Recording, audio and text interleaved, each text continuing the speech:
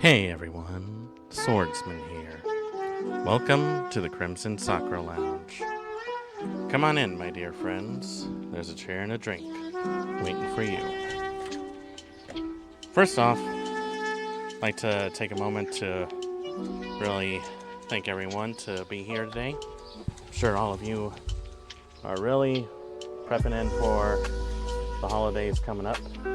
Not just Christmas either. I understand that Kwanzaa is coming pretty soon. And to all my friends on the other side of the world, I hope you guys are having a wonderful day and staying warm. I know I'm trying to, or at least attempting to. And you know, 'tis the season for festive games, in my opinion. You know, you need at least one day where you do Christmas games, in my opinion. Because otherwise, I feel like you're a little haphazard. I was thinking about putting a tree in here, but quite honestly, there's already enough candles in here. I mean, the fire marshal's on my ass right now. You know how it is. And, well, I got some stuff that I want to do for you guys. Strangely enough, though, I found out that today it's actually going to be a lot warmer than usual. And by warmer, I mean very warm. I looked ahead at some of the weather reports. They're predicting that it might end up getting into the 80s somehow. I guess that means not going to be having a very Christmassy Christmas.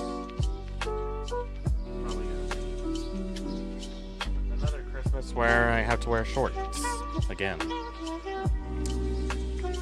I don't know if I mentioned this before, but I never really experienced winter or any of those seasons. And if it sounds like I'm a little out of breath, it's because I've been moving boxes back into the garage, and I was trying to make some Italian sausage and peppers, but the sausage was still undercooked, so I gotta wait for that. And, well, anyways. Sorry if I was a little late. Had to make sure everything was fine, that we didn't reach a fire.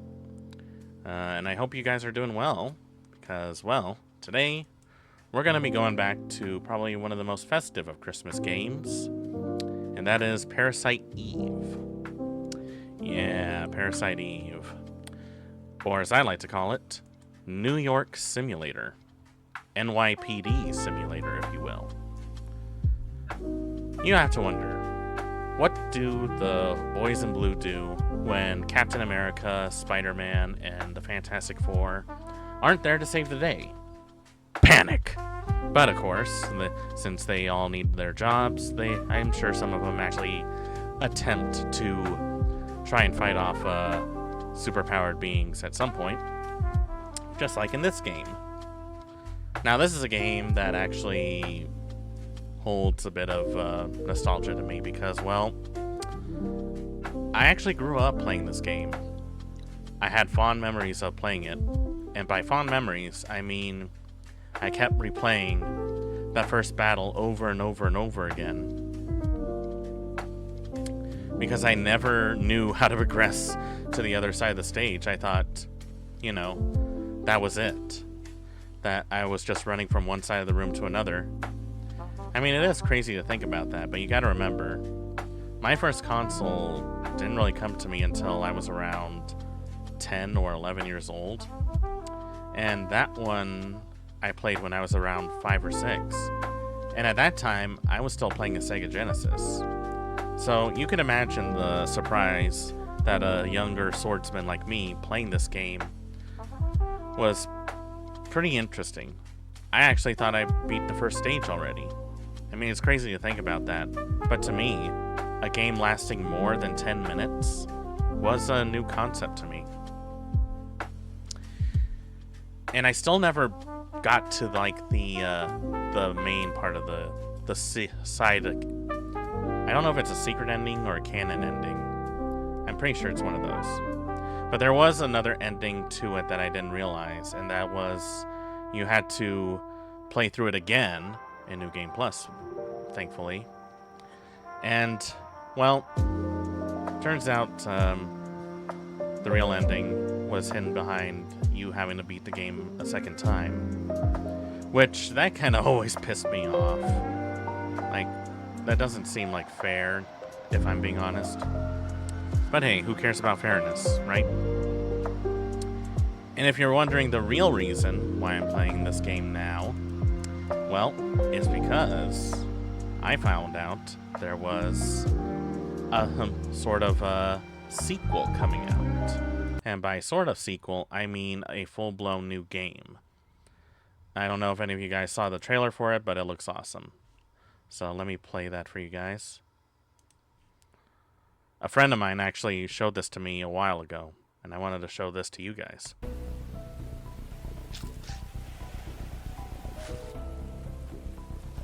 Already, I love the art style. Oh, look at that. That's cool. So yeah, this is all like really cool, really familiar to me.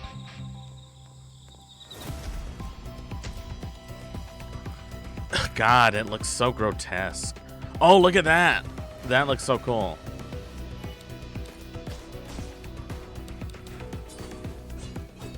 It looks really awesome, and I can't wait to see how it turns out.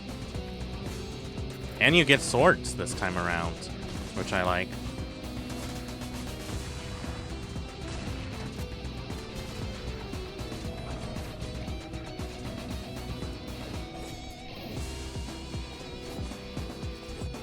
Is that a xenomorph? I do like how they have Eve, like, still in there. And apparently her name is Nova, so I guess Aya Bray kind of retired. I do like the layout that they're going for. It looks really good. And of course she's wearing a trench coat, so she gets bonus points. But yeah, this all looks like really familiar to me because it's really not that different from Parasite Eve, aside from a few modern inclusions.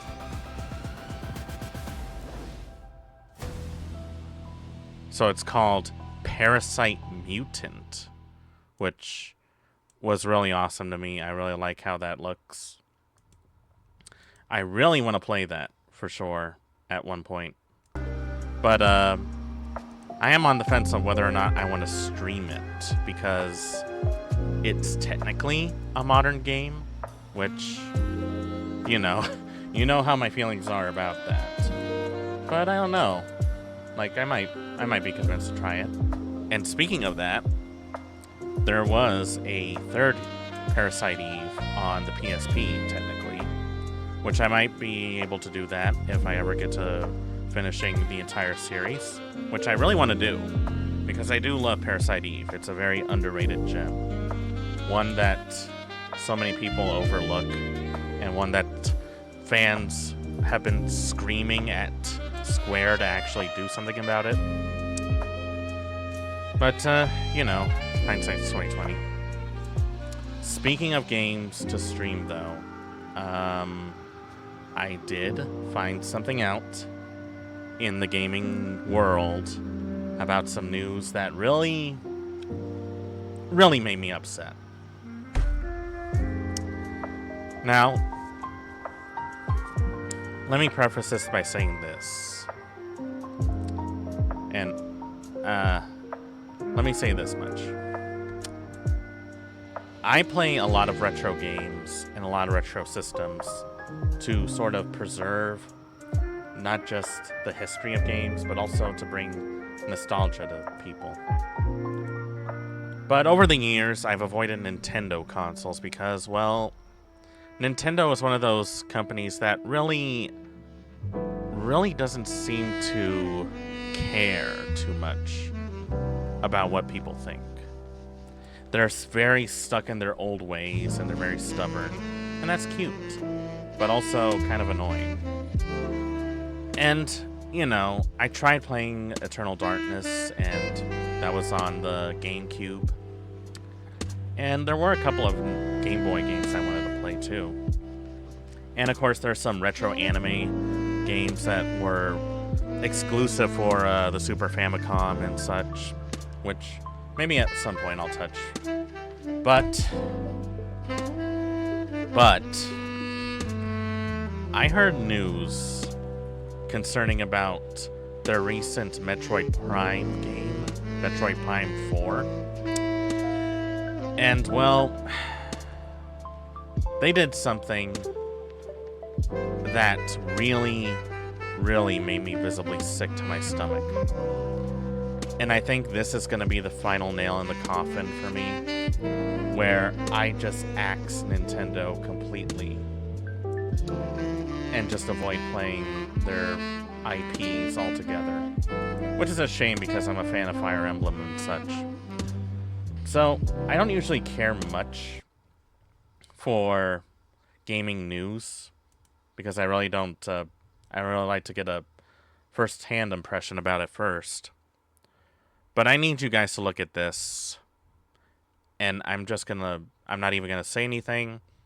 I just want you guys to react. Paywalling basic features and stuff that once upon a time used to be standard for video games is becoming more and more of a common practice, and that is precisely what we're seeing with Metroid Prime 4 Beyond.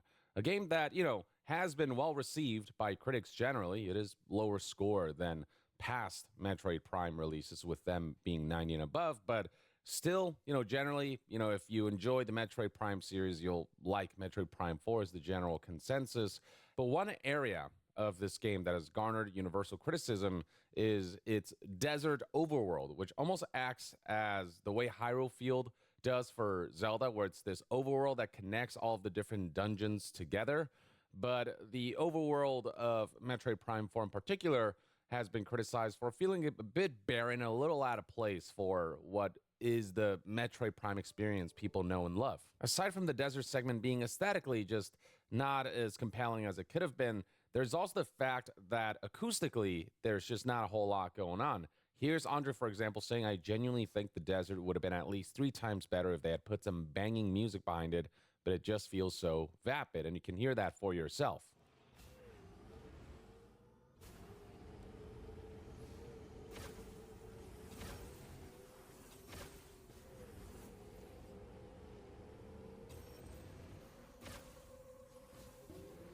You can hear a bit of this eerie soundscape in the background, but generally the acoustic experience of the desert is just a little hollow. Well, it turns out there's a good reason behind why that is. That's because Nintendo thought that they should sell you the ability to change the background music while you're riding the motorcycle and while you're traversing the desert. Right here we have Nintendo's official page that highlights what specific amiibos do for Metroid Prime 4 Beyond. These are the amiibos in question: the Cyrax one, the Samus and Viola one, and the regular Samus one. And this, controversial aspect concerns this specific amiibo, just the Samus one. It says right here that when you touch the amiibo of Samus, Metroid Prime 4 Edition, you can now change the background music when riding Viola in Soul Valley. And for those who haven't checked prices, the Samus amiibo required to unlock the radio functionality or the ability to add and change background music as you're traversing this barren desert is $30. So that's $30 on top of the $70 that you pay for the base game, the Switch 2 version in particular. We're talking about $100 to be able to enjoy this feature from the outset. And the thing is, the ability to add background music to this desert overworld does make a huge difference. It just makes the vibes a lot more exciting than the barren soundscapes we hear in the original video we saw. So for example, here's an example of somebody putting on a soundtrack through this radio feature.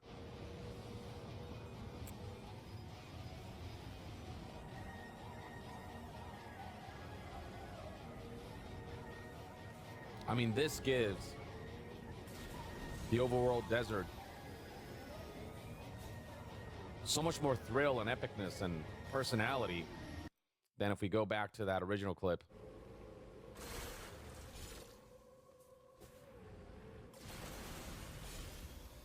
So it does make a significant difference. It does help alleviate some of the boredom of the desert overworld. There's just the drabness that is, there's just the drabness that this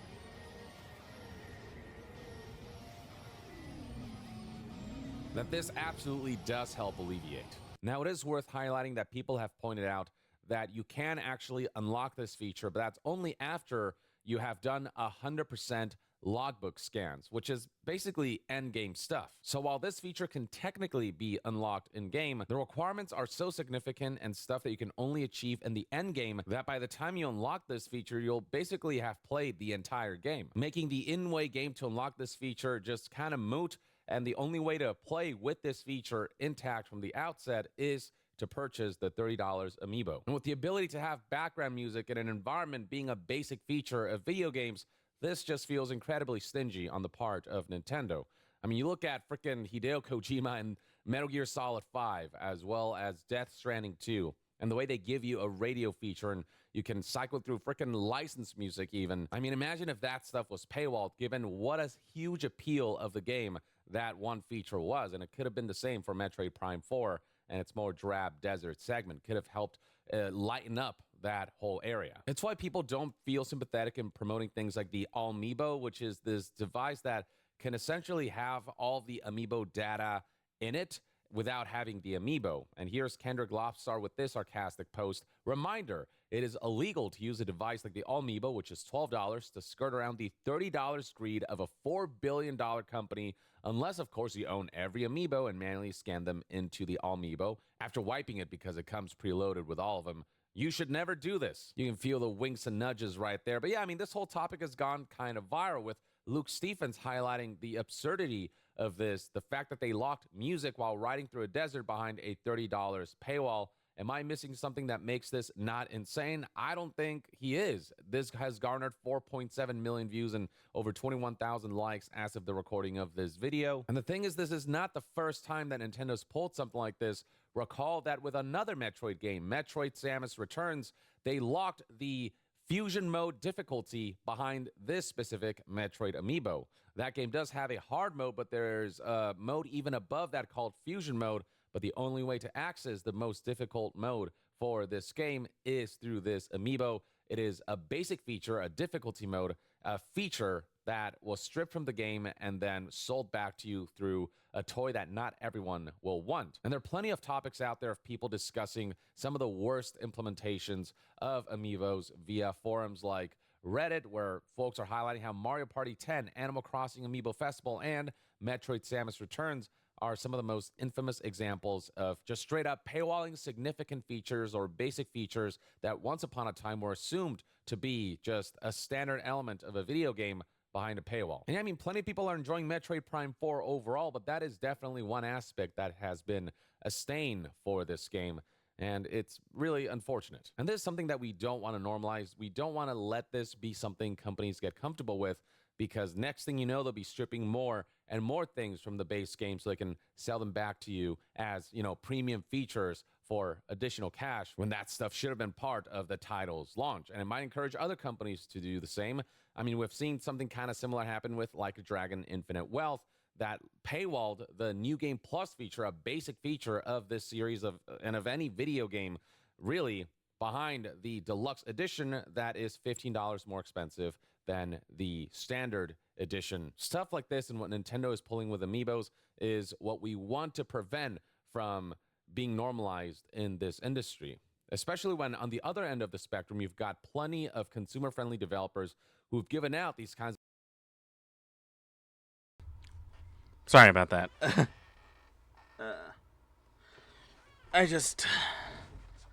I really needed to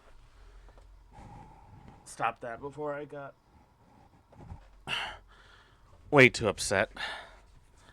But yeah, features just as part of the launch experience of the game, or give out features like New Game Plus either at launch, or they release it as a post-launch update for free at no additional cost. And that's how you really show gratitude towards your loyal community. And Metroid has had a very loyal community, and the least you could do for their patience is just ship a complete game, because at the end of the day, what Metroid Prime 4 did was release the game slightly incomplete, just stripped away a genuinely convenient and genuinely hype building feature for the desert segment of the game, so that you'd be strong-armed into making an additional $30 purchase for this title. So hopefully this stuff gets called out enough that it discourages Nintendo.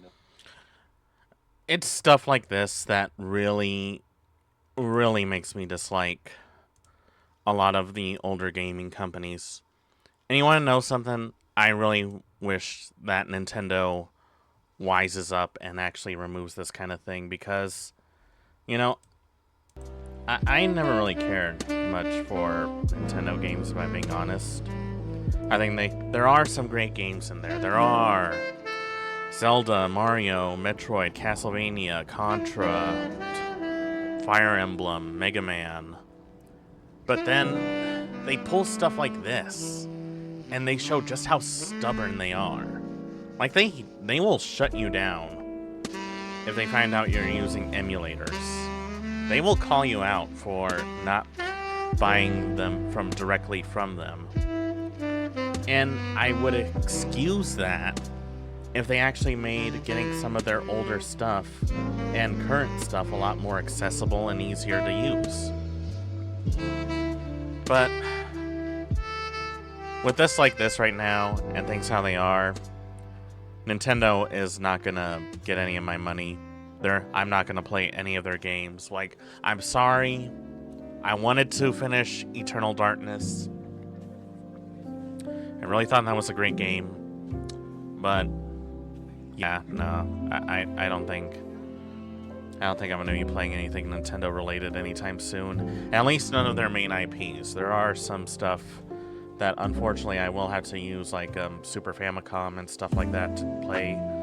But other than that, yeah, Nintendo can kiss my... They can kiss my you-know-what. But, I don't want to bring the mood down, so we'll stop talking about that. It just really... It brings a bitter taste to my mouth, It really brings a bitter taste to my mouth. Because, well, so many of us grew up with a lot of these companies. We really stood loyal fans, and we really hoped that they would really surprise us with new stuff.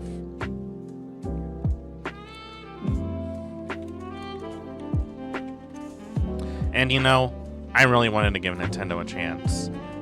But, yeah. I don't think that's going to happen anytime soon. I definitely don't think I'm going to be playing Nintendo games anytime soon, and I don't think I'll even look at them the same way, because stuff like this, it just shouldn't happen. It really shouldn't. Now, I think we got time for one more, because there's we gotta at least have one thing for our commercial segments. Oh, wow. Nintendo Switch 2 is already getting, really bad sales now. I just looked at a little time frame right now. But you know what? I'm not going to click on that. Let's see. Oh, I know. Hey, guys. How many of you guys grew up with, some very crazy looking TV remotes? Because some of these are actually kind of neat. And they're also reviewed by a VTuber, so that'll be fun. Let's see if I can get these. Alright. One more. Now, really, this can go on forever. I'm sorry, but I kind of want to...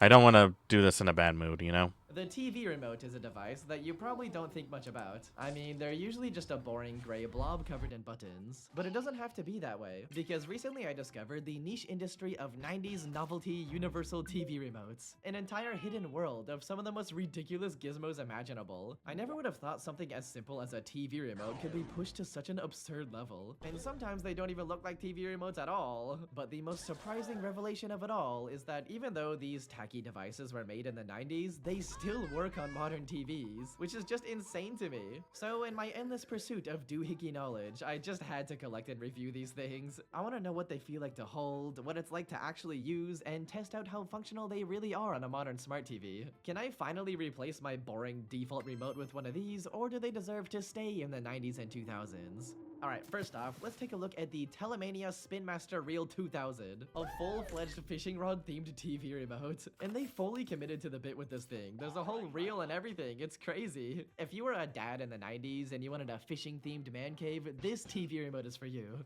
Obviously, we gotta test this doohickey out, so let's pop in some batteries. Literally 4 AAA batteries, his greed sickens me. In the little manual, you get some tutorials on how to actually pair it to the TV, and after following some basic instructions, there's a massive list of codes for every single TV brand. I have a Samsung Smart TV that was literally made in 2024, probably over 2 decades after this remote was manufactured. But alas, after finding the Samsung code in the manual, it freaking works. 2 completely different eras of technology and design are working together in harmony. This is so beautiful. Anyways, after finally using it, you'll immediately notice that it makes freaking sounds too. Every single button press plays the most obnoxiously loud fishing rod sound effect. And the power button plays a whole thing. Just listen to this. Reel it in. I love how just a random disembodied voice says, reel it in. It's so stupid. But speaking of the reel, you might be wondering, what does it actually do? Well, it turns out the reel is a freaking volume slider. If you hold down the trigger and crank the reel, it slowly but surely adjusts the volume depending on what direction you do. This is the most ridiculous and inconvenient volume slider I've ever seen in my life, and I love it so much. And it also plays even more obnoxious sound effects too. And for some reason, you can also change the channel with the reel too, because depending on if you last press the volume button or the channel button will change which one it does. Also, these sound effects are so freaking loud and obnoxious that they put an entire button on the side to mute them. But that's lame to press that button. You gotta keep them on to get that fully immersive fishing experience, just the way the director intended. Anyways, it's pretty amazing that it does actually work on my modern smart TV, but it really is from the 90s because none of these buttons are even useful anymore. And it also completely lacks the most essential smart TV buttons, the arrows. So you just can't navigate any of these menus, like, at all. The only thing this old guy can do nowadays is just change the volume in the channel. Oh, and also turn on and off the TV. But that's pretty much it. This thing is completely This is useless. weird. I really do appreciate the fact that they fully committed to making such a ridiculous design. But it does actually look work. neat. Like, Completely I'll give him inventing credit the where world's credit's first due. fishing reel volume slider in the process. It's so unnecessary, but that's the whole point of this item. Just pure whimsy without any consideration for normal design standards. But if fishing is too boring for you, I get it, it's fine. So how about a different boring activity, like golf? I present to you the Golf Universal TV Remote, an absolutely essential item for anybody who's addicted to watching golf on TV for some What the reason. hell? I love how this remote just looks like you're holding It looks an like entire a- golf course in the palm of your hand. The way the button layout It looks like a is used slipper. as the terrain is genuinely so freaking creative. There's a big old golf ball as the power button, the different grassy areas and the forest surrounding the course, the rough patches, an entire lake, and finally a little hill of buttons with a flag on top. I just love how whimsical this is. Huh. It's like, imagine a little guy running around playing golf on my remote. After shoving in some batteries, I am delighted to inform you that yes, there's even more annoying sound effects on every single button press. Yay. The power button plays a whole 5-second long sound.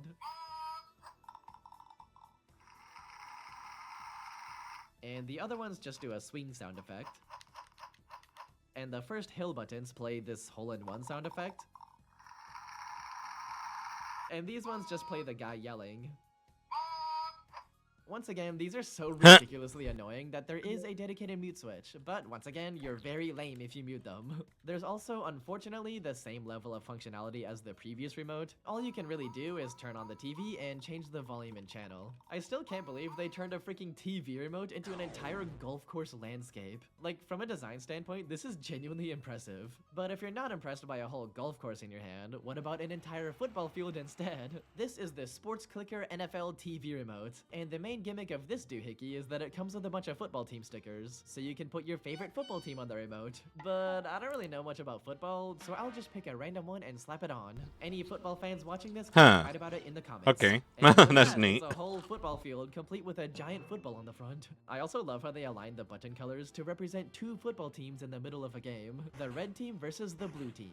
After popping in some batteries, I regret to inform you that this time there's no annoying sound effects. I'm actually disappointed about this. What's the point of using a stupid looking TV remote without annoying ass sound effects? That's it. Let's move on to a different football TV remote. What the hell? TV That's an remote. actual football. After What the opening hell? up, This remote is literally just an actual football. It's squishy, it's bouncy, and all the buttons are inside it. There's also What? some receiver thingies jutting out of the football that look really gross. Who needs Anyway, in order to this? put in the batteries, you have I to wouldn't press use on it. the football. It's actually pretty satisfying to press the buttons, but unfortunately, they once again don't make any sound effects. But Damn it. there is one button right here that is solely dedicated to making a sound effect. Are you ready for some football? This button doesn't even do anything. That's literally all it does. It's a dedicated sound effect button with one voice line. Literally, what is the point of this? Before I watch football, I always make sure to press this button a few times, just to make sure I'm ready. Yes, I'm so ready for some football. Oh, Ow! That hurt. oh my god. Right in the face. Right in the It's face. also just such a weird remote to use. It's literally shaped like an entire football, so holding it with one hand and trying to press the buttons is very uncomfortable. And whenever you set it down, it just rolls away. Like, I wonder if there's football fans out there that were actually using this thing. There's also one more football TV remote, but it's just plastic, so it's not really that interesting. The design isn't too crazy either. But what is interesting is the fact that it belongs to the Remote Out of Control series, a series of 3 silly TV remotes released in 1996. All of which were Couch designed by potato. the infamous Dan Klitzner, the guy who literally invented Bop It. And fun fact, the iconic Bop It toy was originally supposed to be a TV remote. It would have been this silly Nickelodeon branded remote called the Channel Bopper. And the main gimmick is that if you wanted to change I wouldn't mind with this something like that. control, It'd you be would literally stupid, need but to I want to smack it on use a it. table over and over again like a hammer, which is honestly genius. That sounds like so much fun to mess around with. There was even gonna be silly sound effects and twistable knobs too. It's such a creative idea that blurs the line between toy and TV remote. I really wish I was in the alternate timeline where I could just start reviewing the Channel Bopper TV remote right now, but unfortunately the design was so overcomplicated that it got rejected. So instead the idea was adjusted into the legendary toy known as Bop It. But thankfully he came up with a bunch of other TV remote designs, and 3 were actually produced in 1996. I present to you, again, the Remote Out of Control series. We got the football remote and the couch potato remote, which are both not really that interesting to be honest. And finally, the legendary pizza TV remote. This device is the stupidest Pizza thing I've ever time. seen. It's just such a It's pizza messy and time. gross looking design. I love it so much. My favorite part is how every single button is a different ingredient on the pizza. It ends up being such a chaotic mess of randomly shaped buttons all spread out over this triangular pizza slice shape. Also, the shape of a pizza slice is unsurprisingly not ergonomic at all, especially when normal pizza slices you hold like this. Whereas with this doohickey, you just grip into the middle of the pizza. It feels so wrong. I wish there was like gross sound effects on every single button press too.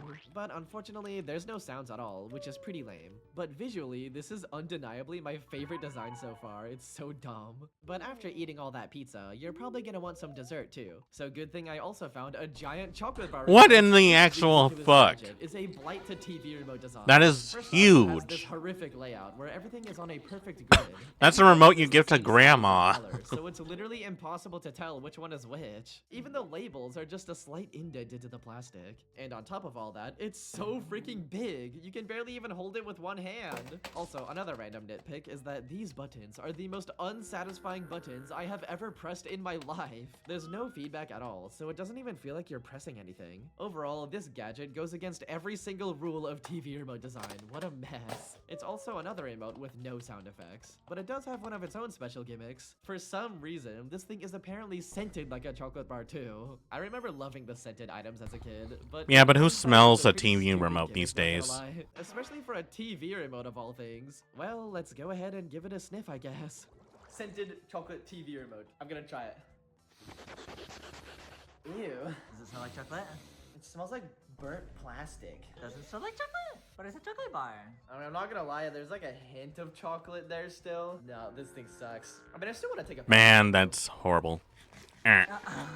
Anyway, so far we've covered sports remotes and food-themed remotes, but there's also your fair share of branded remotes themed after different IPs, such as this Mickey Mouse surfboard remote. That's cute. I like With an it. entire stand where Goofy holds up the surfboard for you. There's also a few lazy ones like the Simpsons and SpongeBob remotes, where they just slap their branding onto a normal remote Figures. shape. And this one isn't even an IP, it's just straight up a Harley-Davidson motorcycle engine as a TV remote. What a ridiculous combination. This thing looks insane. I bet you it makes motorcycle sound effects on every single button press too. God, I wish I had one. There's even this really cool Star Trek phaser TV remote. But instead of Star Trek, what about Star Wars? Because it turns out there's two whole Star Wars TV remotes. First off, we got Luke Skywalker's lightsaber, but as a TV remote. By the nature of what lightsabers are, this thing is such a peculiar item. The bulky, cylindrical handle of a freaking sci-fi laser sword is now supposed to have a bunch of buttons to control a TV. So the way they designed this is they kinda just shoved all the buttons onto this coil-looking section. And even though the remote is so big and bulky, the buttons are so freaking small. It just makes it such a weird angle to hold an entire lightsaber while pointing it at the TV while trying to press these tiny buttons. But after finally loading in the batteries, chat, we are so freaking back. It makes annoying ass lightsaber sounds on every single button press. I am way too happy about this information. Alright, so the volume and channel buttons make these obnoxious sound effects. And the power button just does like a swing sound effect. And all the other buttons make this weird little sound.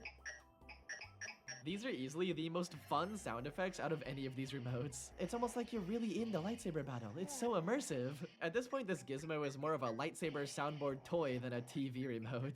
But next we have something even more insane. Darth Maul's entire Kinda cool, spaceship though. I turned kinda into a like it. TV remote. After opening it up, it comes in multiple pieces. Damn. When have you ever had to assemble a TV remote? This is ridiculous. After putting on the wings, as you can see, it is a fully modeled replica of an entire spaceship, but now covered in buttons. And they didn't spare a single detail. This is surprisingly well made. Just look at all the intricate carvings and shapes. Even the buttons are so seamlessly integrated into the I'm ship kinda design, stunned so it by looks how much they surprisingly put into it. natural. And for some reason, even though they didn't adjust the shape at all, it still makes sense where the buttons go and how you hold it. Like, this guy's spaceship was meant to be a TV remote. It just fits way too well. Meh. And once again, after putting in the batteries, of course we have even more obnoxious sound effects. My favorite part of any good TV remote. First off, we got this default laser sound effect. There's also this sound. I don't really know what that is. And the volume does a machine gun sound, which is pretty fun. And finally, the power button plays a voice line. Once again, this is basically just a soundboard toy at this point. I guess you can immersively participate in the spaceship battles while you're watching Star Wars. But also, Nice. since you awkwardly hold it by the nose, whenever you press a button, it's technically shooting at you. And that sounds a bit too dangerous. So let's move on to the safest TV remote I could possibly find. The child-friendly Wii What remote. did he use? And no, I'm not talking about the Wii remote. It's Oh, the- oh, that's illegal. And it's pretty much That's a little illegal. purple egg device with a few buttons on it. First off, Change there's it just only enough 5 so that they number wouldn't buttons, sue. but they're all just random shapes and colors. And these are supposed to be pre-programmed TV channels for your child to watch, I guess. And besides that, there's a volume and channel button, and that's it. This thing sucks. I love how it's just covered in Comic Sans as well. Even the manual uses it. But how do you even Comic program this thing in the first Sans. place? Well, it turns out there's an evil secret compartment that you can only access with a screwdriver. And within this horrifying secret dungeon, there's buttons for you to program stuff with. But honestly, I'm too lazy to figure it out though, so I don't really care. And funny enough, the fact that this doohickey is called the Wiimote actually did cause some controversy, because it released in the year 2000, which is way before the Nintendo Wii. And even though the Nintendo Wii remote isn't actually called a Wiimote, most people just started calling it that anyways. So the company that made this stupid egg Wiimote thing, Forbes Technologies, got really mad about that. So they actually sent hundreds of cease and desist letters for trademark infringement, which Nintendo obviously didn't really care about. But anyways, those were all the silly TV remotes I could possibly find. This hidden world of novelty remotes is extremely niche and undocumented, so I'm sure there's so many more ridiculous devices out there just waiting to be found. I just find it really interesting that these things completely sacrifice so much convenience and standard design principles all for the sake of being silly, and I genuinely respect that so much. Some of them were just so freaking creative with how they integrated the buttons in the design. Like, a modern version of these that actually work with smart TVs would be so fun. Anyways, thanks for watching my video. Remember to like and subscribe and comment down below which remote is your favorite. And if you actually had a funny TV remote like this, please tell me about it in the comments. I'm so curious. Okay, bye. Okay, bye. You know, I kind of like that. I actually remember there being some silly remotes back then. My family never gave me one because they don't love me enough. But, you know, it's pretty interesting to say the least. Let's see now. You know, funny enough, I actually do need to pee right now, so we're going to take a little intermission, and there is something I want to do before we start the game, so we'll be right back soon. So get yourself something to eat, something to drink, go to the bathroom, get some chores done. We'll be back in just a moment.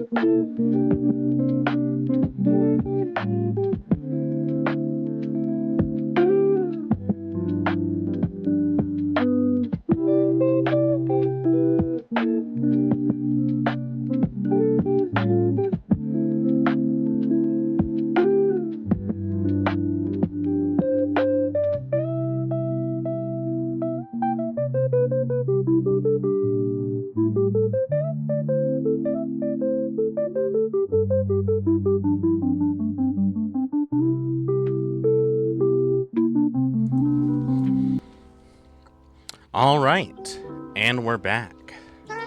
Hope you guys are all situated. Made myself some coffee, and we're about ready for some nostalgia. But before we get into the game, I actually have a bit of a surprise for some of you guys. So we're gonna turn on the hand cam for this one, and look at this. I actually got my actual trench coat this time around. Yeah. Just picked it up from the dry cleaners. Looks real nice, don't you think? Really goes with my aesthetic. Now, before we get into any of the actual gaming, there's actually one thing I wanted to show you guys. Now, if you were around, you'll remember that not too long ago, I actually did an unboxing and reviewing of some Otaku Box figures. And, well, I thought I was going to be done with that after that fiasco, except I actually found a few more of stuff that I actually wanted. And it arrived this weekend, and it arrived in my favorite way, in dented boxes and dirty bubble wrapping. So, we're going to get into these pretty soon. Now, I do want to make a moot point before I get into it. My last review of them was probably a little harsh, so to speak.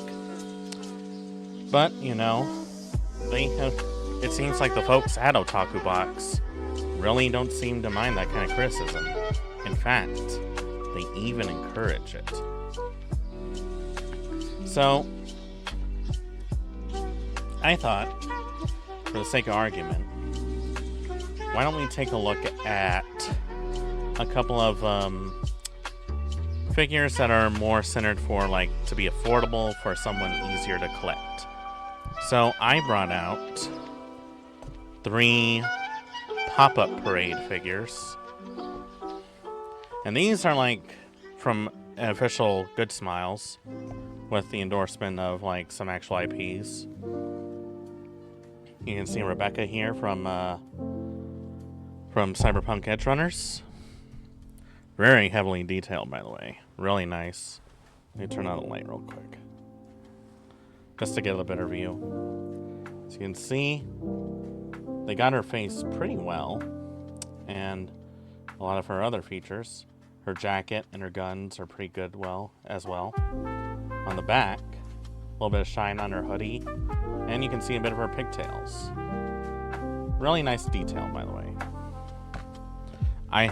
And you know, I think it was worth the $30 I put into. This one was technically a gift from a friend of our channels, Jerry Han from Street Fighter 6. Again, very well detailed. The face is really nice. Got her iconic hairstyle, which is very difficult to replicate. Her tattoos and her little zip-up clothing, pretty neat. As well as the one detail that really matters. Really got quite a bit. Pretty well done, to say the least. Again, very high quality, very decent quality. Nothing feels rough. And probably one of my recent additions and one of my favorites, Naegi from Danganronpa. I really liked him. He was from a convention. I technically, I overpaid for this one by $20. But considering how much Danganronpa figures go for, he was actually one of the cheaper ones.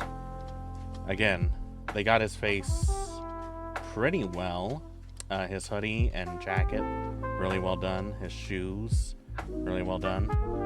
I do like that they put him on a pink pedestal, so really vibrant and fitting for the setting.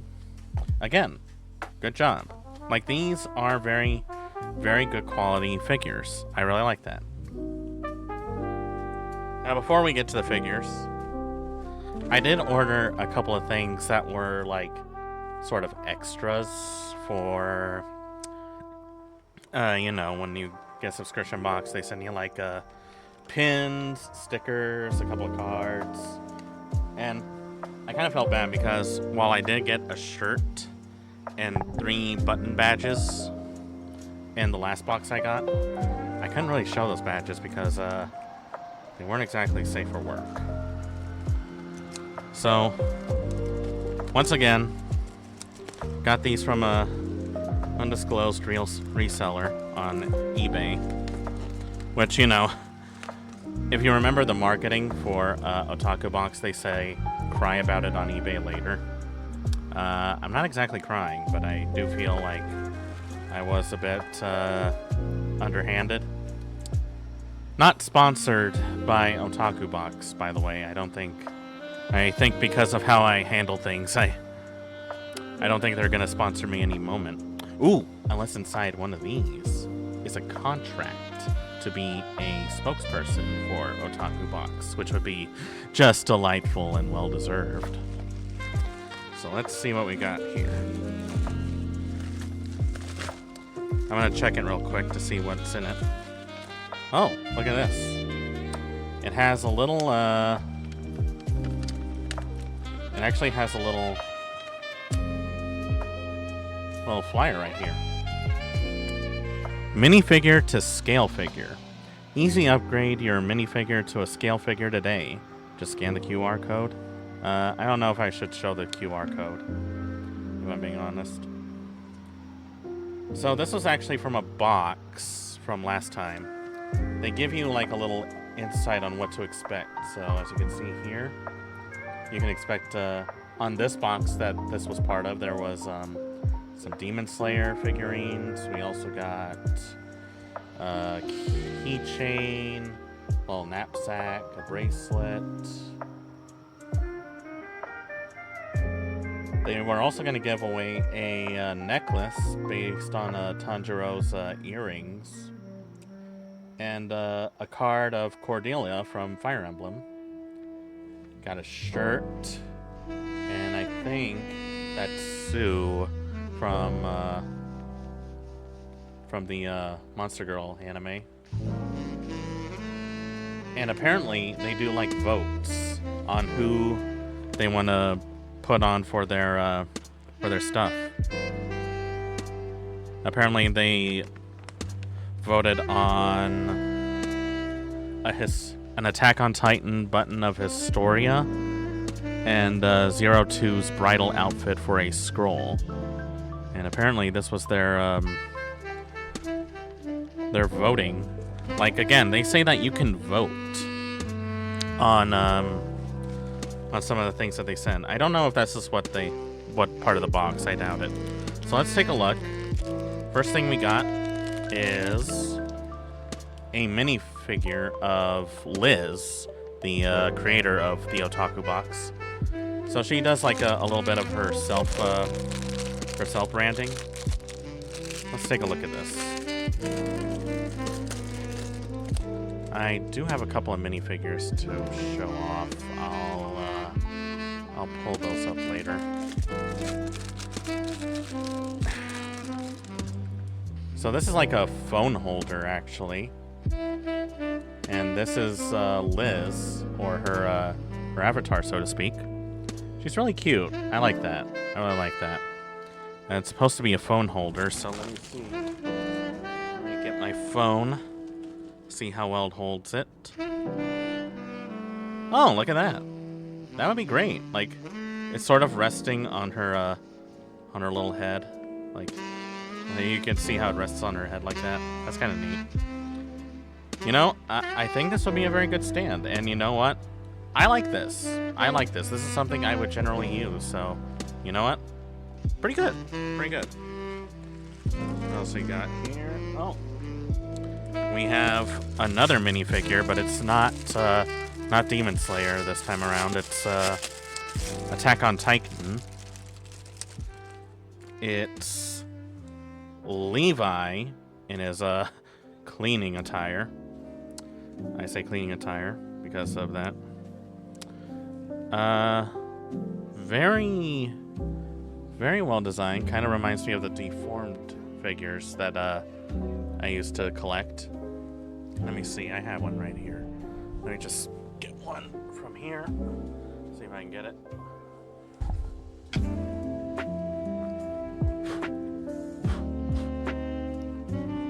Very dusty. I didn't get a chance to clean my figures yet. I always make it a moot point to clean them at least once a week. So this is one I collected. This is Aqua from Konosuba, one of my favorite characters, by the way. And this is her deformed figure. She has interchangeable faces and an accessory. And Levi also has his. So, comparing the two, roughly the same height. And the quality, actually on par. Like, not bad. Oh, he actually got some other stuff. Oh, I see what this is. Okay, so this actually goes in the back. Yeah, it's a little, okay, there's broom. I like how they made him a bit of a neat freak, but the ironic part is that he's always covered in blood every time he goes into battle. And we put him on this little stand, which is a little flimsy, but not too bad. That's him. Now, comparing this to Deformed, I feel like is a bit unfair. Because this stand is actually a lot more thicker. This is a little more,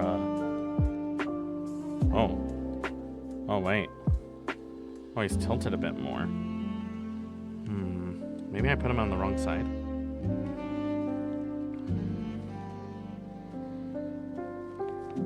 Oops. Oh, his, little broom is a little, weird. Doesn't really want to stay on for some reason. I don't even know which direction this is supposed to be. My gut is telling me that he wants to have it like in a sweeping motion. Oh. Comes off very easily on the base. I didn't even try it. You know, it's not bad. I don't think that this is a terrible thing. I think compared to the Deform figures, it's pretty good. Not too bad.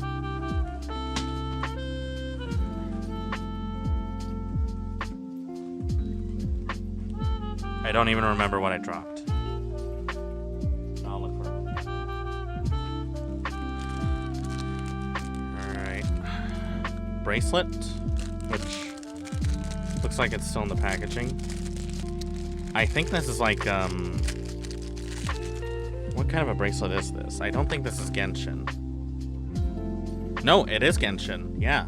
It's a Genshin Impact fire bracelet. Pyro bracelet, if you will. So, let's see. It's a little pyro symbol. It looks like to be made of leather, and it has an adjustable strap. But, I don't know if I want to mess with that because it's probably going to be a little bit of a pain to get it to adjust properly. Definitely very neat. Is it adjustable?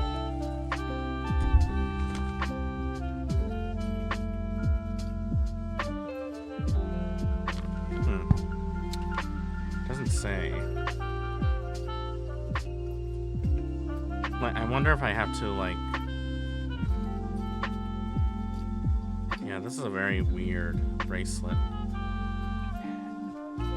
Oh, that's how you adjust it. Yeah, you had to sort of put it little by little. And then it conforms to your wrist size, I guess. What do you guys think? Is this too much for this coat? Goes pretty well my amethyst beads. You know, this isn't something I would actively seek out, but I used to be a big fan of Genshin, so you know, I might keep that. Definitely not something that I would actively seek out if I was a fan, but you know, to each their own. Alright, next we got these look like bookmarks actually. So we got one of 02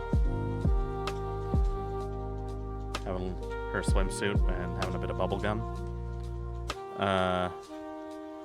Albedo, a real monster. Asuna from Sword Art Online, which, confession, I actually do like Sword Art Online despite how everyone else feels. And last but not least, Riaz from High School DD. The quality on these are pretty good, not too terrible, and you know, again, stuff that I would really use because I do go through books a lot. Yeah, I do read. I do read a lot.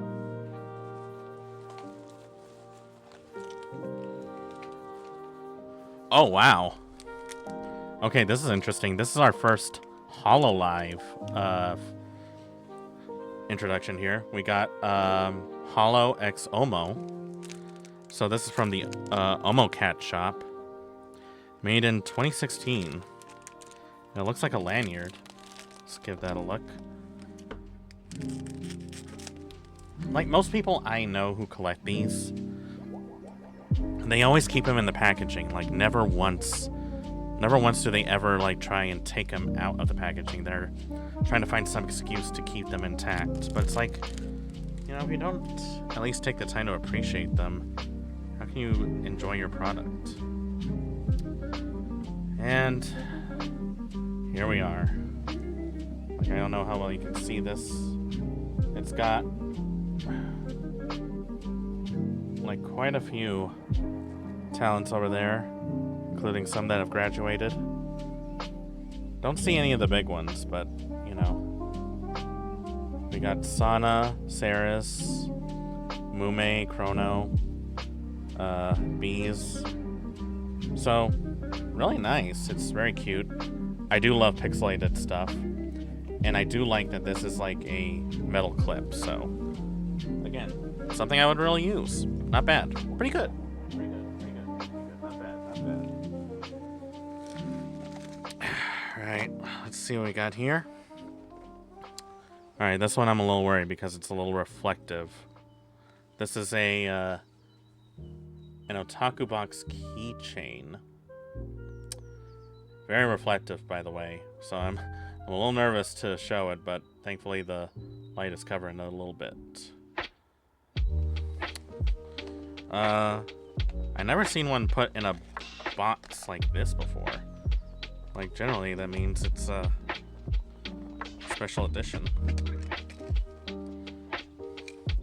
Yeah, I never seen a keychain being put in a felt case like that before. That is a first for me.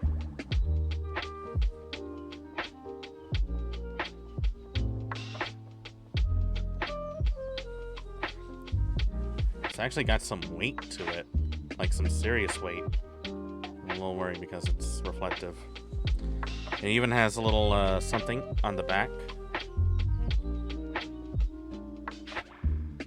Yeah, it's hard to focus. It says the only anime crate with scale figures, voting, and ecchi.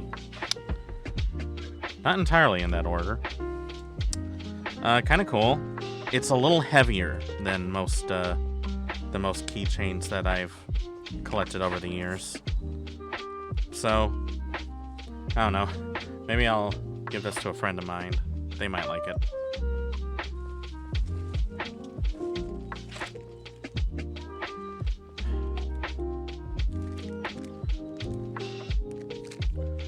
Oh shit. Here we go. We got a Omori keychain of Sunny and his neighbor. Really cool. Really awesome. I do need to go back to Omori at some point because I haven't beaten it yet. And I don't even know how many endings there are. Pretty sure there's a lot. Really cutesy. Again, I'm a sucker for pixel art. That looks really cute. I like these two. These two are really cool people. So, you know what? Not bad. I like that. I like that.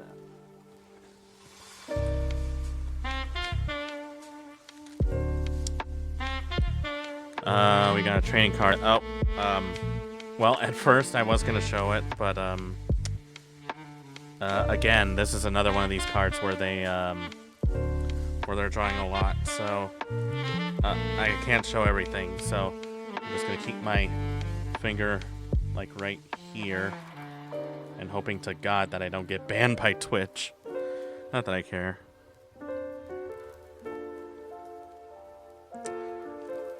It's a holographic, and it says limited edition, so there's actually... They do have, like, their little segment where you can collect cards. Oh, and here we go. Tanjiro's necklace, based off of his Hamada earrings. His Hanafuda earrings. Really cool. Like, I might as well take a look at it, see how it is.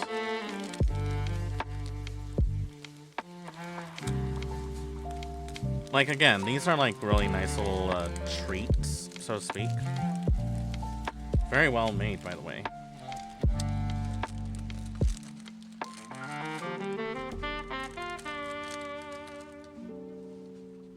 It seems to be acrylic. Not too heavy. And it's a very, very small chain. Like, this is... Yeah, I'm telling you right now, this would probably choke me. I'm gonna try and wear it, though. Let's see what happens.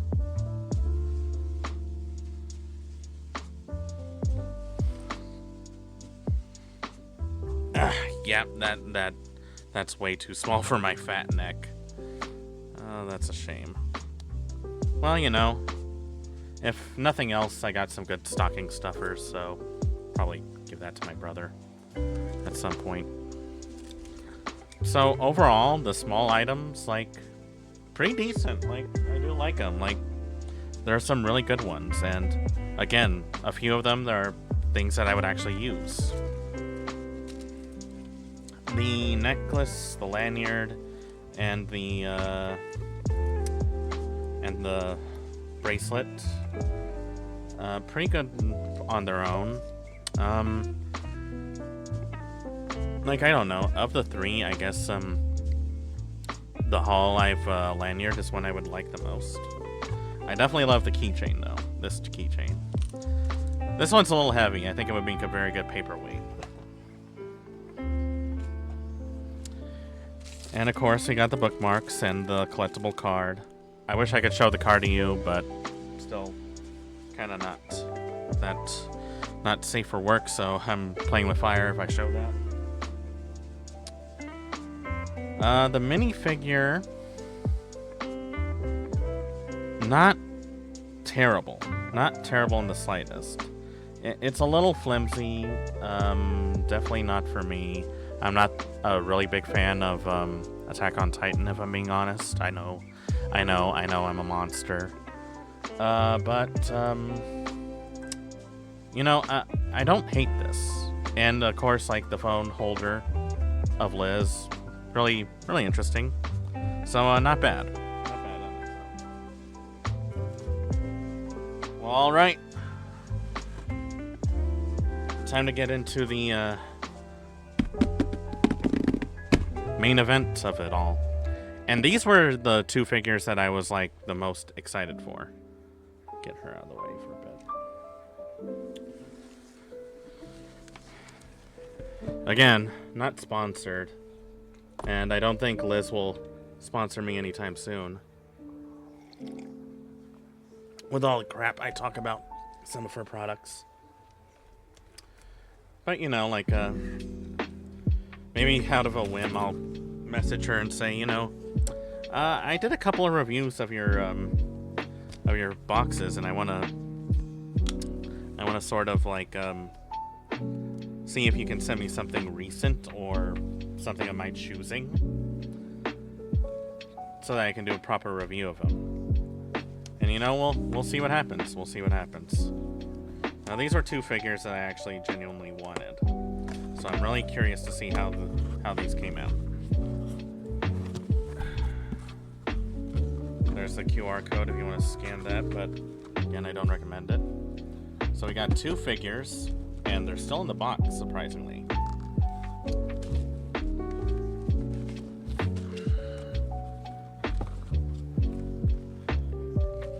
I also want to point out, like, hold on. I also want to point out something, like, this is like,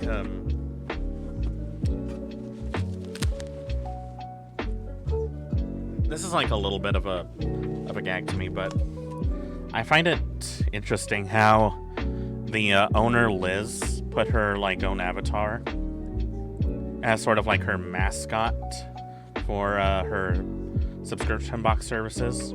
Which, you know, I think it's really cool that she does that. And I do appreciate that she tries to make a sort of affordable way for people to collect figures, because I don't think I have to preface on how expensive literally everything is becoming. But we'll see about that. We'll start off with one that I was genuinely excited for.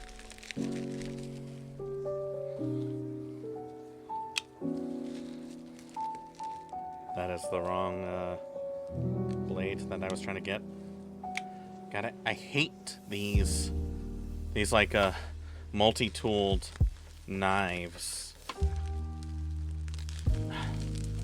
This was a gift from my dad too, and I never used it. Not once. Not once did I ever use it.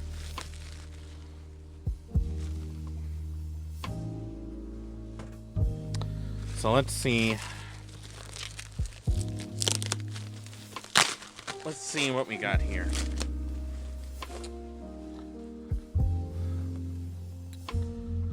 So right here we got the Useless Goddess. It's a figure of Aqua from Konosuba. One of my favorite characters and one of my favorite animes, by the way. As you can see here, they'll let you know right away it's an Otaku Box exclusive. It is a 1:9 scale figure. And this is an exclusive figure. Oops. Oh. Oh no. Oh, that sucks. Oh, that really sucks. Oh, it's because it was still sealed. That's why.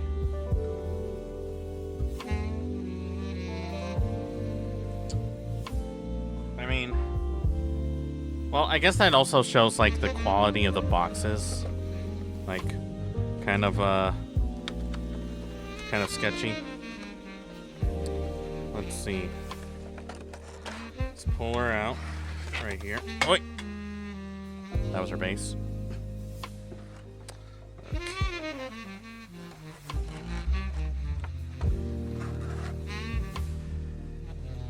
these are brand new.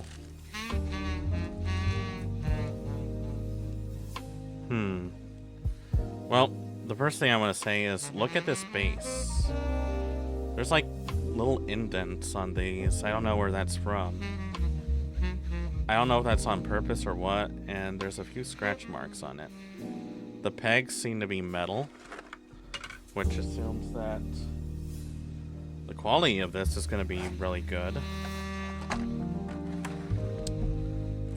Let's take her out.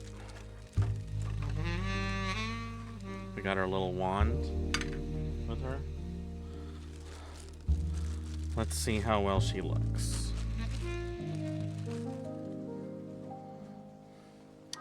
So right out of the box, the colors on this are actually pretty good, pretty accurate. There's a bit of a shine to the gold inlays on that a bit. They got her hair about right.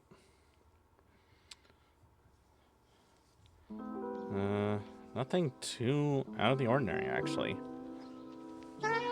The face is what's throwing me off a bit, though. Like, I don't know if this is a good comparison, but I want you to look at Aqua's face, and then I want you for the deformed figure, and then look at this one. Like, which one looks like they pulled off Aqua more to you? That's what I'd like to know. And on further inspection, the paintwork looks a little more muted. A little more muted than I would have expected, if I'm being honest. I'm not going to hold that against them, though. Like, I'm generally not. Let's assemble her real quick.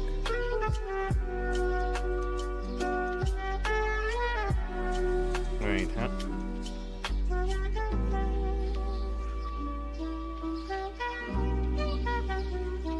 Does this attach anywhere? Or maybe it goes on this hand.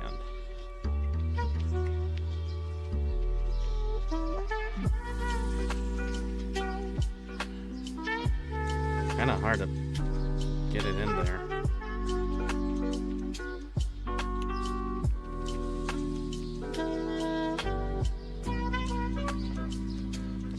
Man, you really gotta...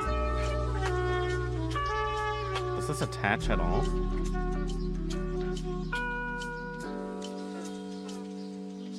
It looks like it should. Nah, I think it's all one piece. Alright, I think I see what you have to do. You have to sort of like wrestle it into her hand a bit.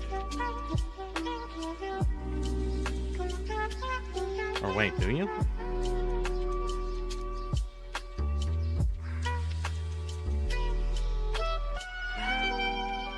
I'm so nervous right now.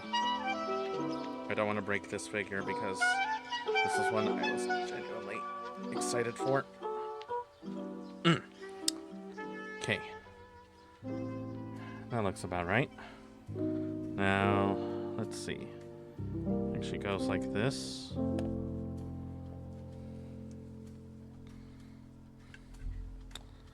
And here she is.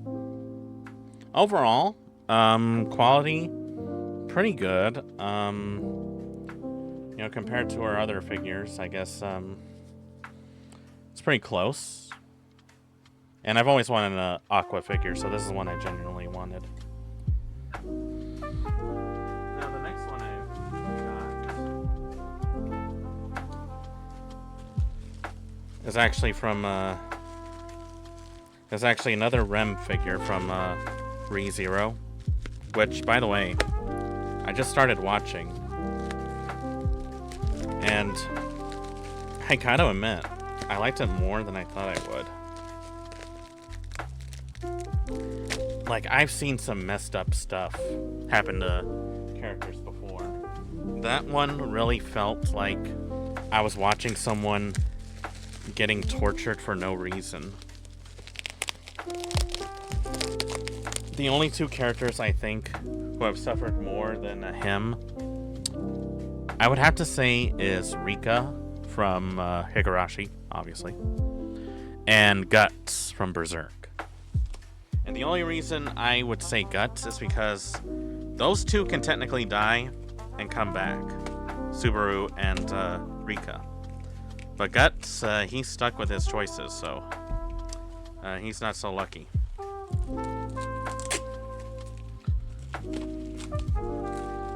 Like, and I wish I had given it more of a chance when it was still in its heyday.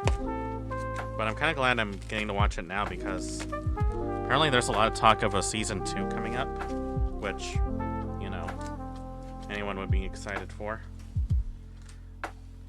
I will say this much though, like,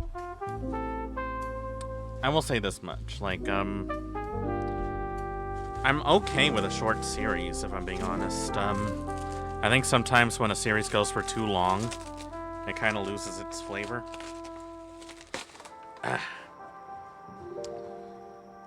So here's this one.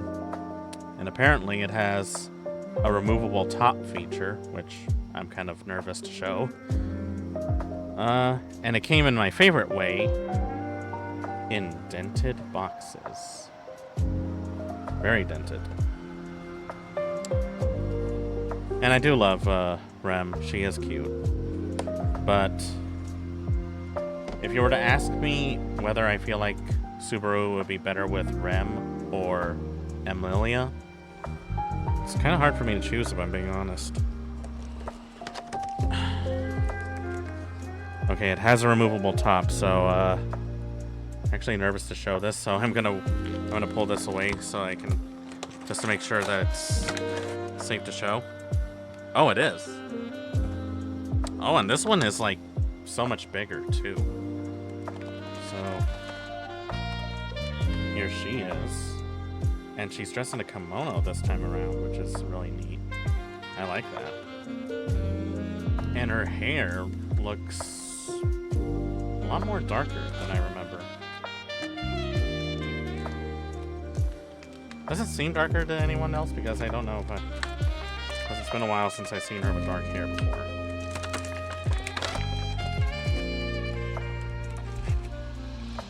Okay.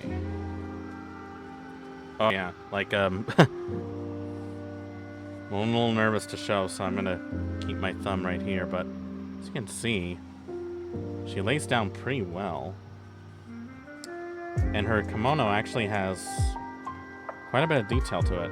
Oh, I see now. Yeah, the top does come off. Oh, that's a little nervous. In fact, it comes off so well. As you can see here, the pegs barely catch it. And her hair is like very, very much darker than I thought it would be. Oh, and her nails are painted on the bottom. Put this on Wiki Feet. Nice little attention to detail. She's got a bit of a cute blush mark on her face, which is kind of hard to show in the light. I do appreciate that they cover her eye. That is a nice detail. Like, let's see. Alright, let me see. I will say this much, though. Very different from the previous Rem figure we got from, like, look at these two side by side. Like, as different as this one is, I think this looks closer to Rem than this one. And I don't know it's because of the hair. They both got the same hairpins. They both got the same eyes. The hairstyle's a little different. This one actually covers the eyes, this one doesn't. Which is a small detail, but one that I do notice and have to take into consideration. Everything else, however, very well done. I really like that. I'd say this is a good one. Like, I'd say for these two, money well spent. So, you know what, Liz? Okay. I might have been a little cruel on the last ones. Like maybe I didn't get the right figures to really review it. So you know what? Based on what I saw, based on the small stuff that was available, and based on comparing them to official figures, Liz from Otaku Box, you get a pass. This gets the official swordsman seal of "you can do worse for $40" seal of approval. Wear proudly. I don't think I'm ever going to get a sponsorship with her now. After saying all that. And you know what? Maybe I'm never going to get a sponsorship either. I just want a company that's going to treat me right. One that's going to treat me good. I mean, come on. I'm such a likable guy. Handsome. Huge dick. I mean, come on. Wonder how easily her top comes off. Oh, that answers my question. Yep, that answers my question. So, you know what? These two figures I'm definitely going to keep for sure. I do like Aqua. I do like Rem. So, you know what? I'm keeping them.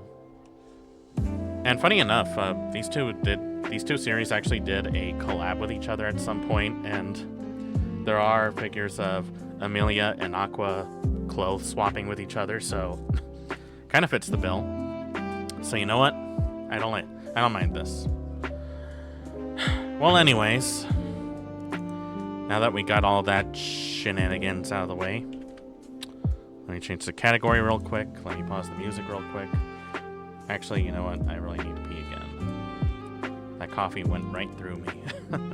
Okay, so we're going to take another bathroom break and then we'll get ourselves ready, all right? We'll be right back.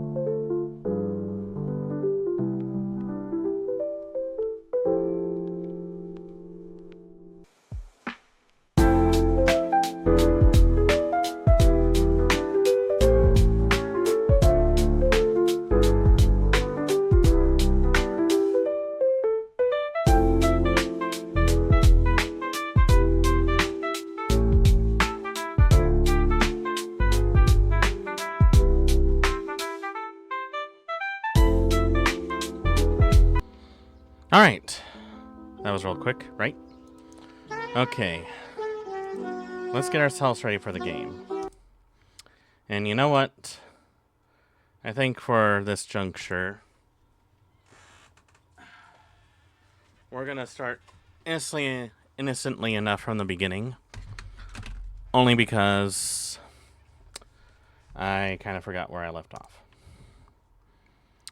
Let's see if I still have this game installed. Yeah, I do.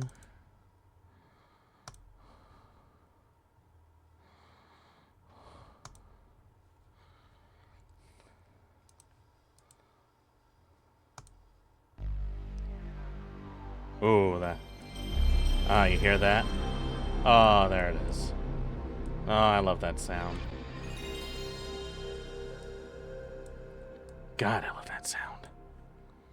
Oh, that's better than sex.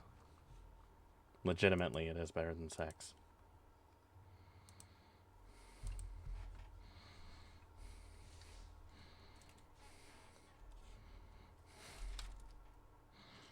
Let's see.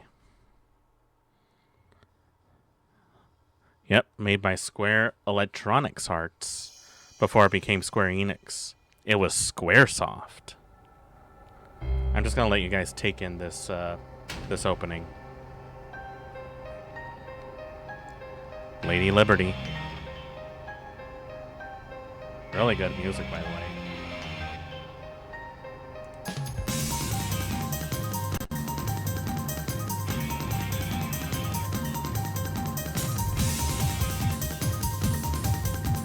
Very good CGI, by the way. Really like it. Resonance. Hey, it's Bodega. Oh, God, Bodega, you really let yourself go. Fusion. Yeah, this is all coming back to me now.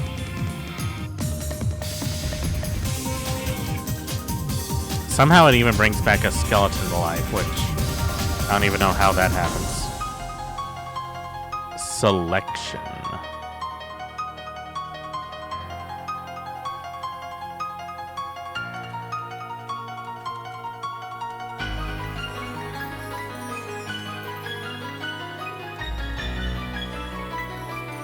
Oh, there's Eve. Look at all that goo.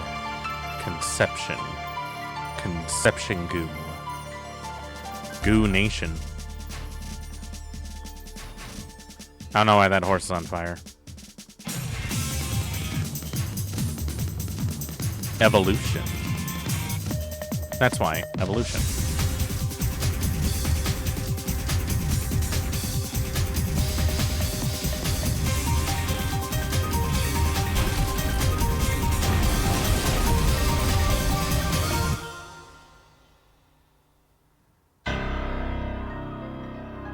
Well, howdy, partner. Welcome on in. Hope you enjoy your stay. Is Die Hard Arcade, aka Dynamite Cop, a Christmas game? Well, you know, Die Hard is technically a Christmas movie, so I would say it is a pretty big Christmas game. Thread closed after several pages of debate that go nowhere.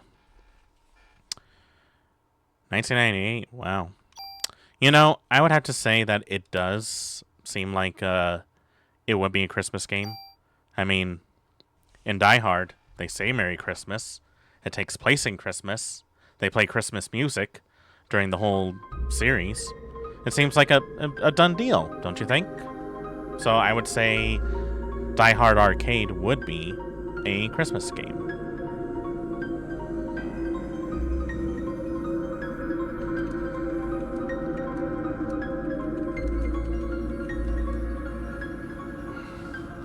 Well, there's Lady Liberty. Still standing. She's a stubborn old bitch. Also, partner. Damn, Lady Liberty needs to see a doctor. Yeah, no kidding. She needs a massage and a hot tea bath immediately. Wow, 1997. Man, what a year to be alive, right?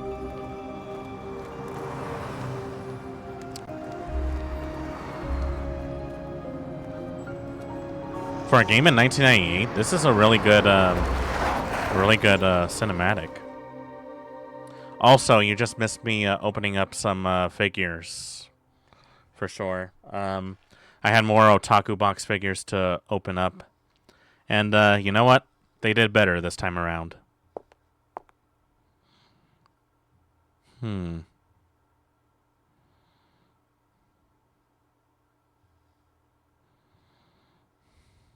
At least you liked the figures?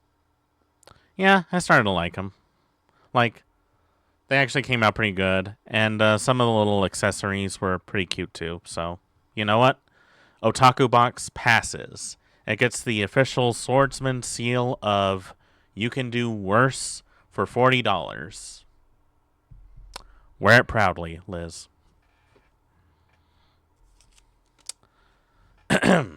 Just get some coffee in me because I really need it.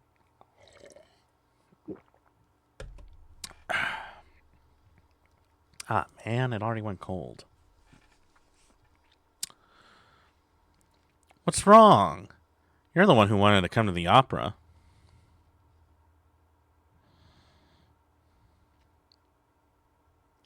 Aya Bray, age 25, occupation, NYPD officer.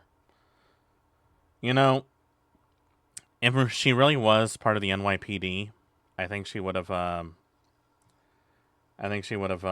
had a bit more of a greasier look.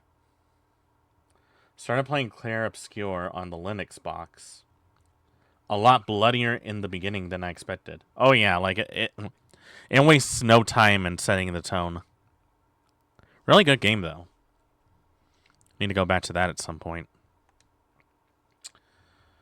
Now normally this is where I would come up with like a really bullshit name, but you know what? I'm just gonna start with it because I'm too tired. Still pissed off that someone spoiled a big twist in the final third, but otherwise enjoying it.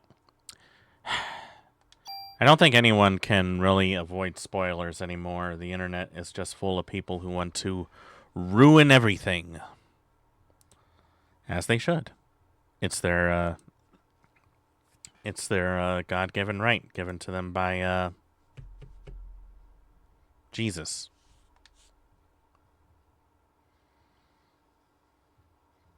I don't know. You're right. I'll try and have some more fun.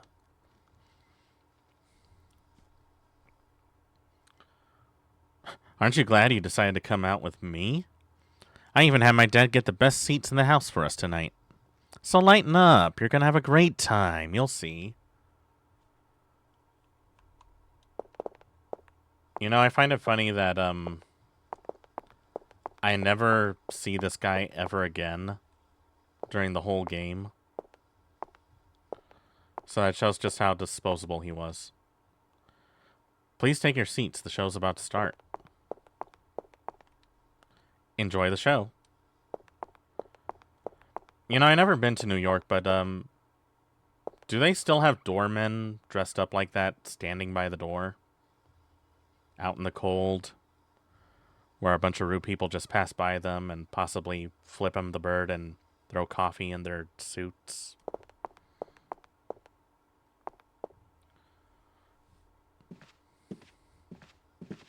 Wow, look at that. Look at that perspective. I'm a sucker for pre-rendered backgrounds. Like this right here, this is my bread and butter right here.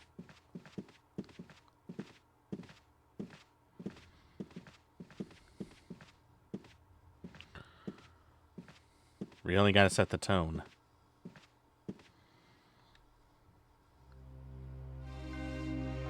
Oh, the show's starting.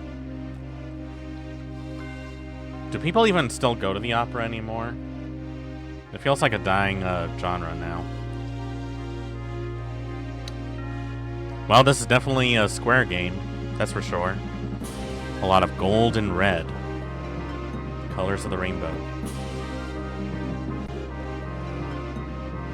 Father, please give me permission to marry Ava.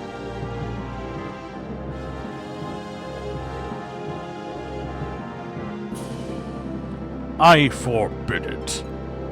You know well what will happen if you do. Those who succumb to her beauty all die in horrible ways. Just like Tomei. You don't understand. She is the one that has suffered after the deaths. She is evil. Guard, grab her and burn her at the stake.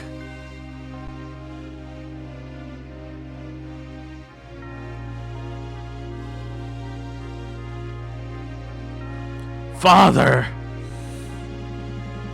If you are sentencing her to death, then I ask that you take my life as well with hers. Edward.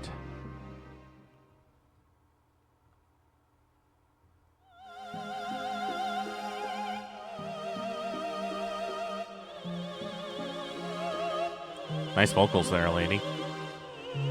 And she's got on such a pretty dress.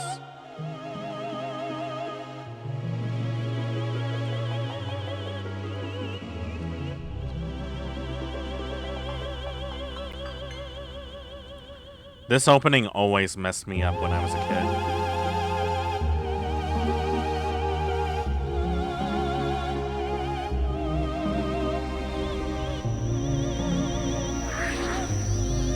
Oh, here we go.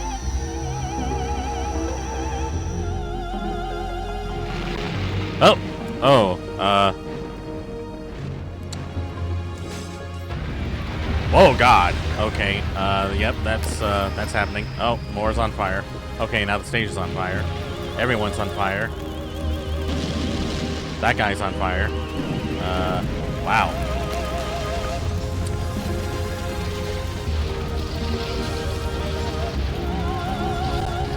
And that fucking music is still going on while all this is happening.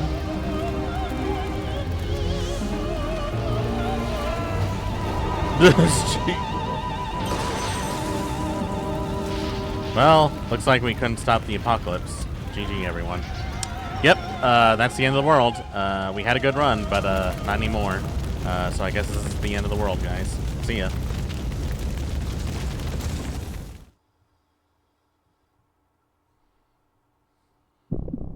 Fuck that, though. Jesus. I don't want to... Oh, my God. I... Go! Get out of here. Now!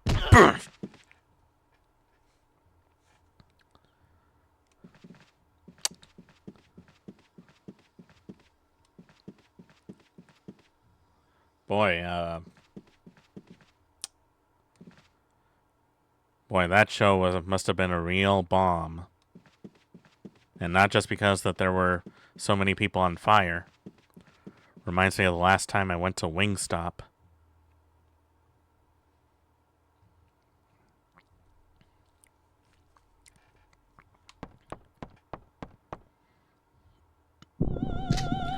Freeze! NYPD!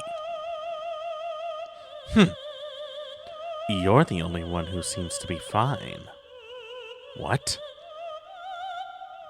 You should be awakening soon. What? What are you talking about?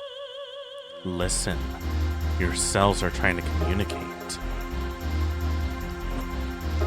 They are calling out.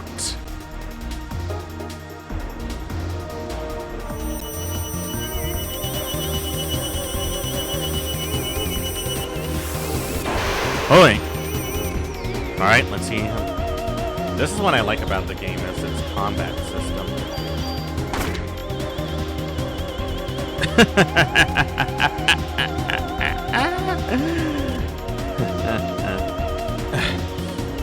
What's happening? My body, it's getting hot.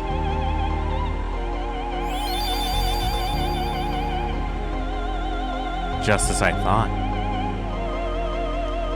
What is this? What did you do to me?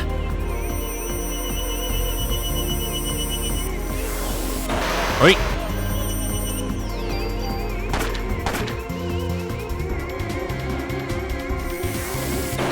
Oh God.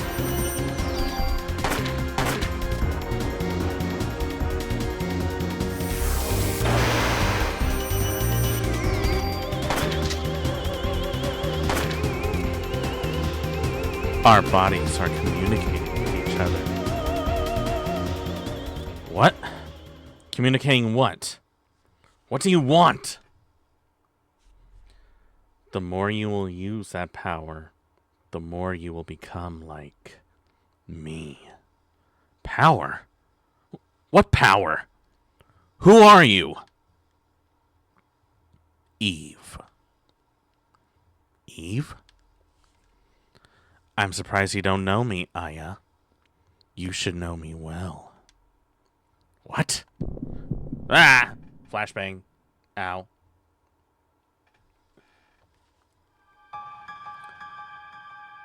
Oh no! I did not plan for a lady who can circle strafe. Gotta go. Huh? What? What is this? Ah! Ow, my eye. My eye. Ow, ow, ow, that hurt.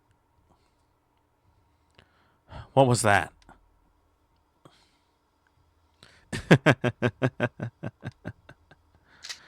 Wait! Where are you going? I'm not through with you yet.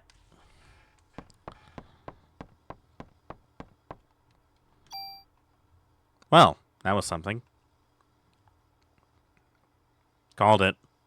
Yeah, you're so smart. Good for you. I have no ammo.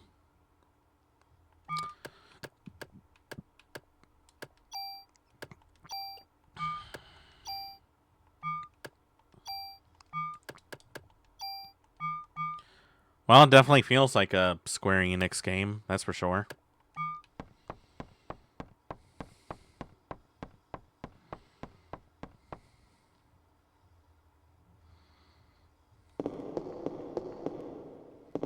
Hole.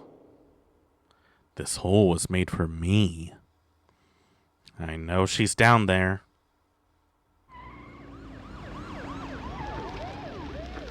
Sounds like my backups arrived. You know what? Let them handle it. Hey, is that a box? Medicine. Convenient. I do appreciate that they give me very obscure-looking medicine in a gray box. Really appreciate that, folks.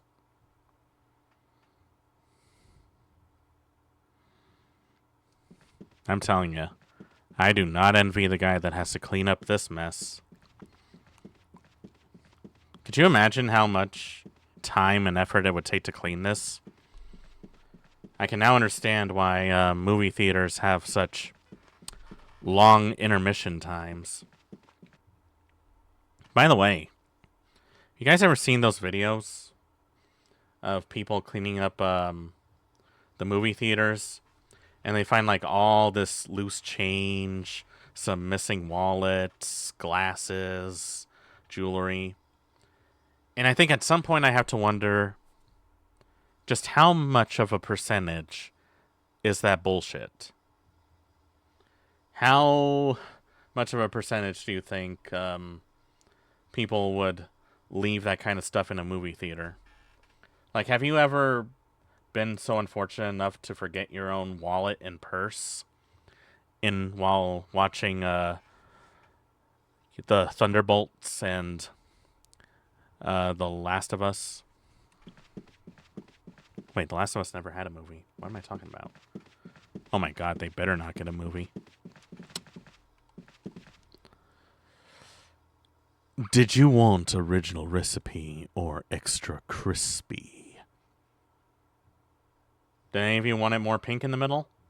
Should have spoke up, because this will not go backwards.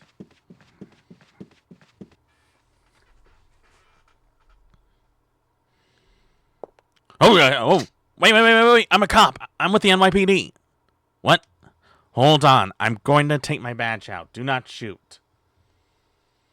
You know, I feel like this is a very inaccurate representation of cops. Because I'm pretty sure 90% of them would just shoot on sight. What do you guys think?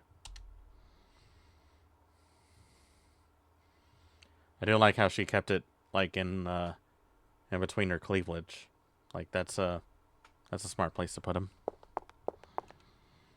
Hey, why don't you have any injuries? Don't ask me. That's something I want to know. Everyone's got 'em burned. A lot of them probably won't make it. Hey, I got the same gun. I got bullets if that's what you want. Yeah? Oh yeah, more. I'll take them all then. Sorry, I'm out, and I can't give you the ones I have in my gun. Well, are you guys gonna go in there with me?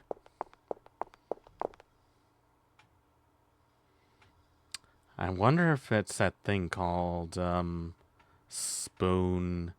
spontaneous combustion? Who knows, huh? You think we'll be on TV? Hope this becomes a TV movie or something. Let me patch you up. I didn't get hit once, but thanks. Are you guys gonna come in and help me? Like, come on! I'm in a cocktail dress and high heels. Do you really expect me to go in there all by myself? Also, why doesn't she just kick off her heels and tear the skirt of her dress so that it would be easier to move? Like, am I overstepping my bounds? Is that something that's not realistic? All right. Yeah, you know what? Whatever. All right.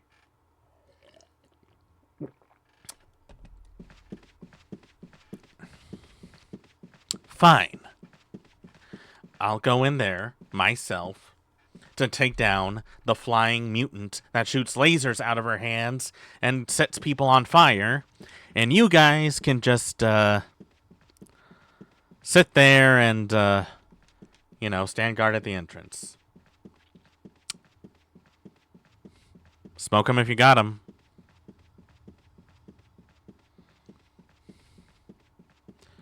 You know, I kind of wish I can get someone from the NYPD to come onto my stream and I just do like a big interview like Jimmy Kimmel and just like see what kind of a reaction I can get out of them.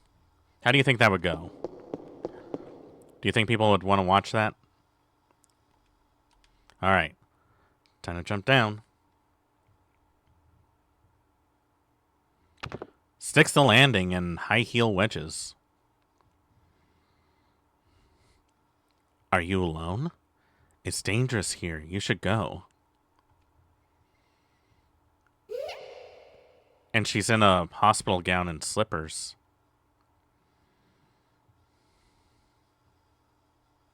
Huh. All right. That girl. It couldn't be. She does look kind of familiar.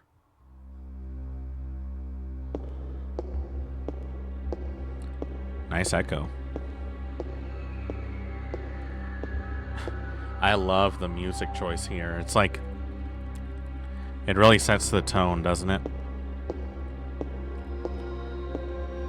This is how horror movies start out, too. Lot. Better reload my gun. Oh, this is all it carries? Let's see, what kind of a gun is that? An M80F84F. M84F. Is that a real gun? Let me look. Oh, it is a real gun.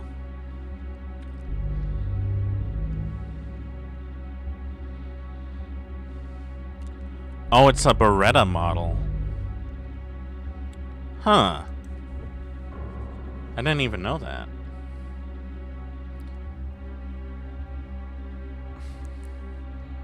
My dad had a CZ75, and it kind of looks like this, but it's a little longer.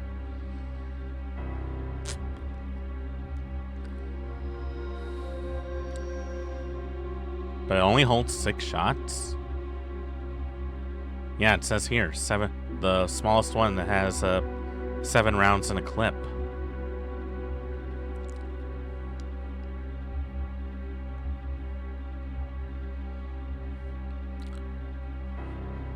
Let's see.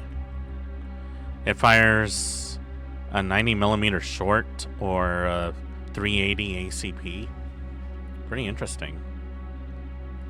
So they actually based this game with like actual guns that the NYPD actually used. I do like that little attention to detail. That's something you don't see too often in games.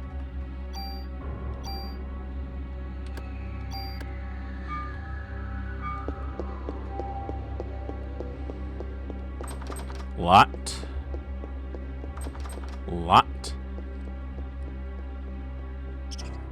Huh? Who's there? Oh, hi, Bodega. How are you? Oh God. Oh, Bodega. Are you okay? Are you all right? Oh God. What happened to you? What's going on? Okay, that's really. Oh, that's kind of cute in a very gross and not cute kind of way.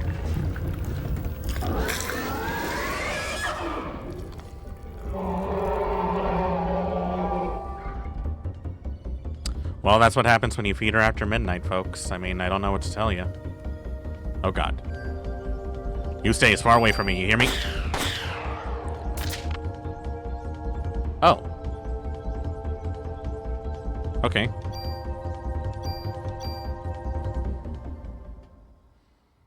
God, that was gross. There's a lot of body horror in this game.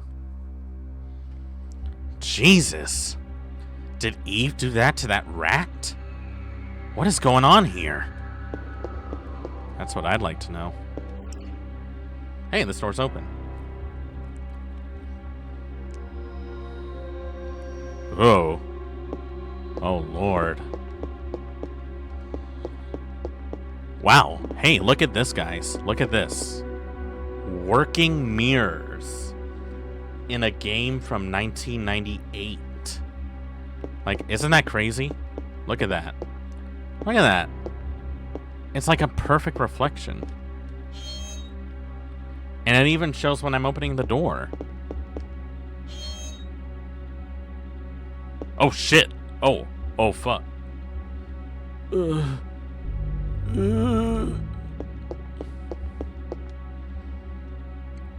You're still alive.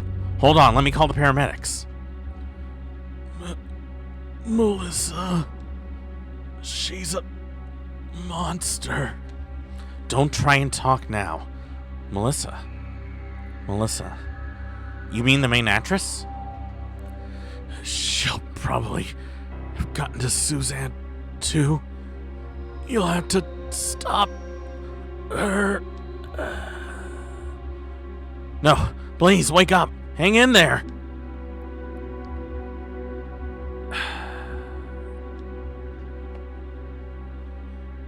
She's gone. That's a tragedy.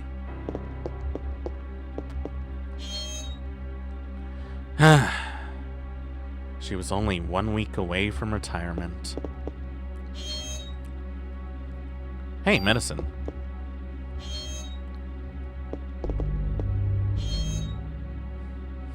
Okay, it doesn't show like every door opening, but shows a good amount of them being opened, which pretty neat.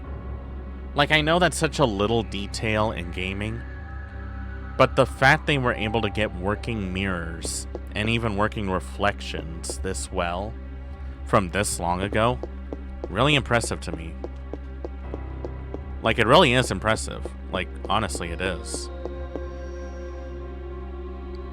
It's those little attention to details that separate it from being a good game to a great game. Oh God, what the hell are you? Here, take it. Take everything. It's all on the counter. Don't scare me. I'm with the NYPD. You're the one that scared me, lady. I was just getting ready. You know, only staff are allowed in here. There was an incident here. You'll have to evacuate. What? You're kidding me, right? Hey, I'm not dying here tonight. See ya.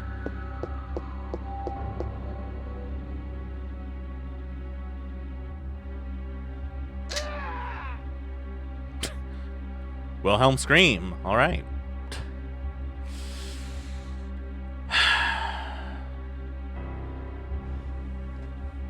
I should just ignore what I heard outside and pretend I never was here.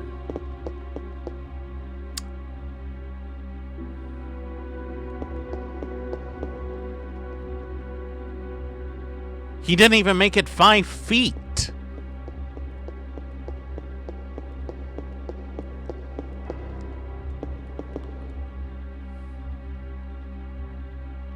It's that clown from the dressing room. You know, this clown looks kind of funny, don't you think? I'll see myself out.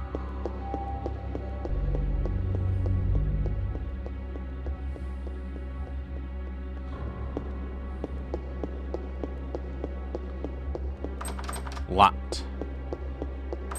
Locked. Not locked.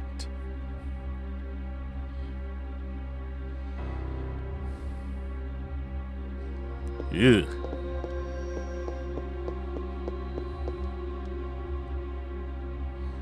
I better notify the department about what's happened here.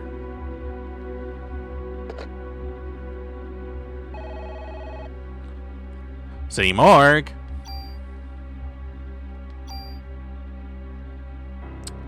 Our first save.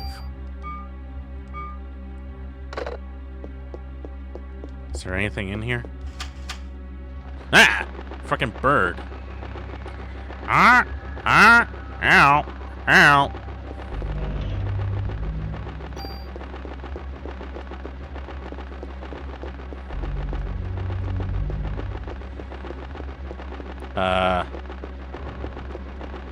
Why are you in there?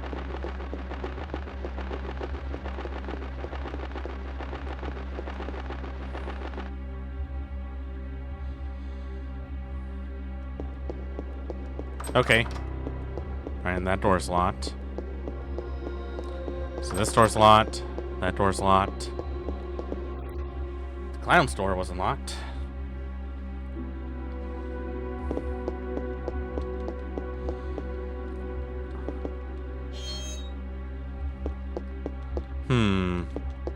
Right now, you're probably wondering, I wonder if he's stubborn enough to open all those doors.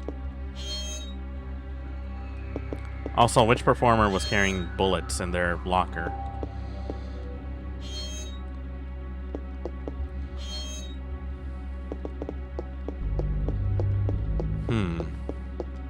He said it was all here on the counter, but I don't see anything.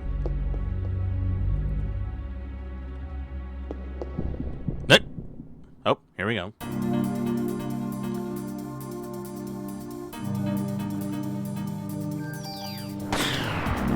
Oh god. Wait. Oh, they shoot fire out of their butt. That's cool. Ow. Hey, I leveled up.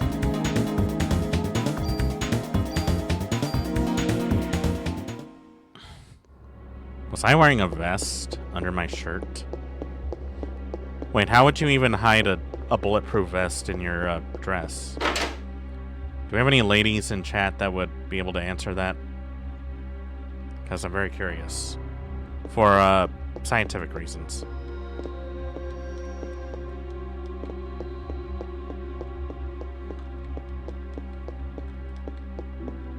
Well, the bird seems fine. Ah!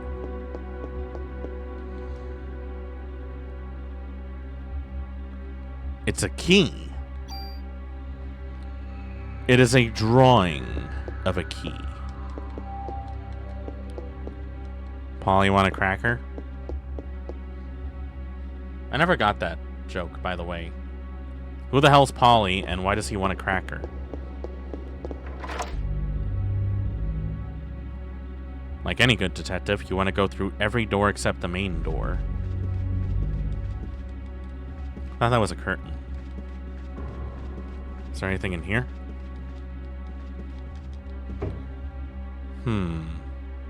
More bullets. Again, like, what kind of an actress carries bullets in her dressing room? Wow, look at this. Man, I look like shit, don't I? But you know, back in 98, this was considered sexy. Let's see, can I read this? A diary. November 3rd, Monday. The Christmas show is set. This has been my dream. The main actress has a solo concert at the theater in Central Park. I took all that medication to get here. I have to get the lead part. I'll even sell my soul to the devil if I have to. Man, what is it with these theater people and being insane? November 17th, Monday. The cast was announced and Suzanne and I are double cast. I want to play the part alone, but everyone knows she's good. November 21st, Friday. I think I'm overdoing it. My body is getting hotter than ever for some reason. I better take some more medicine. I'm guessing that medicine wasn't good medicine.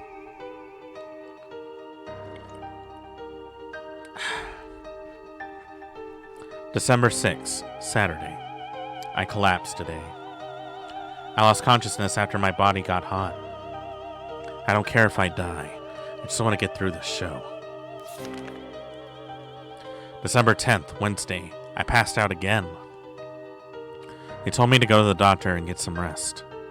If this continues, Suzanne will definitely get my part. I need to get better. I better take a lot of medication tonight. December 11th, Thursday. Suzanne was burned in an apartment fire. Is it because I wanted the part so bad? God forgive me. December 17th, Wednesday. It looks like I'll be the lead. I better take more medication and work it. December 23rd, Tuesday. Opening night, everything went smoothly. Tomorrow is Christmas Eve. We should have the biggest crowd of the season. And I have the solo concert the next day at the park. But I'm not feeling well. I better shape up if I want to get through this. I better take more medication. For what? Why is she taking so much? She must have a drug problem. Another key? The rehearse key.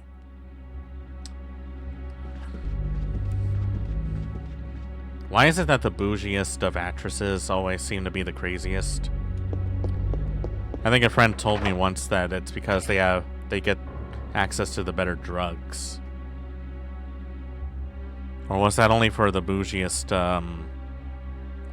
artists? Yeah, I think it was the artists. Hey, the parrot.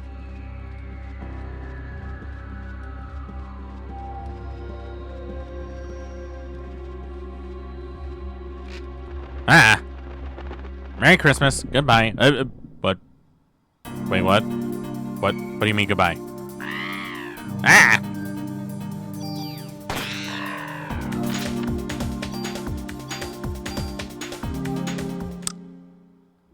I was waiting for that to happen.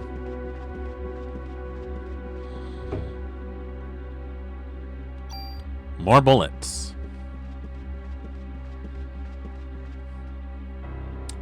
So many bullets, not enough guns. I'm a little concerned about that, if I'm being honest. Nope. Here we go.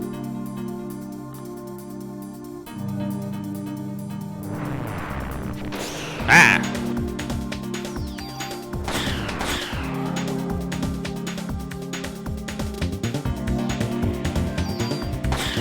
He's just like, yeah, accept your fate. He knew he wasn't going to make it out of here alive. He's like, you know what, just shoot me.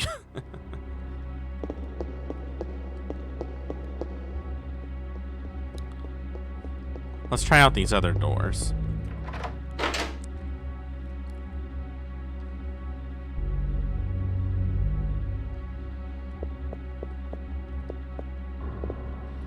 Ah, shucks. I'm just an early mob character. Strat face. Damn it. I thought I was going to be the main villain.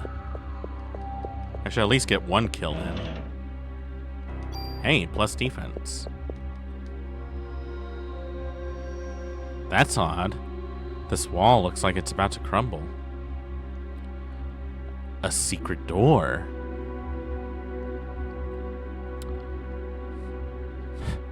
Don't let anyone tell you that they're not hiding skeletons in their closet.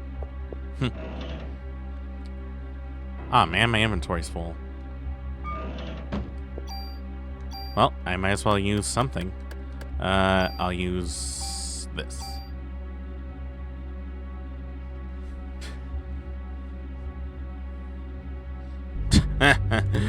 Shut up. Oh,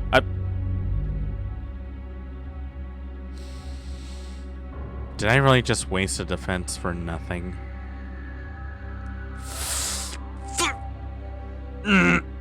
Nope. I'm not gonna curse. I'm not gonna curse. This is a wholesome, family-friendly Christian stream. I'm not gonna curse at all.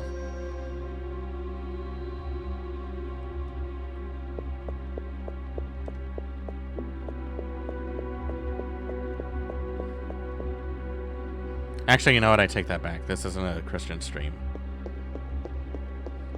If it was, I'd be dressed up as Jesus. And I'm not that skeevy. Wow.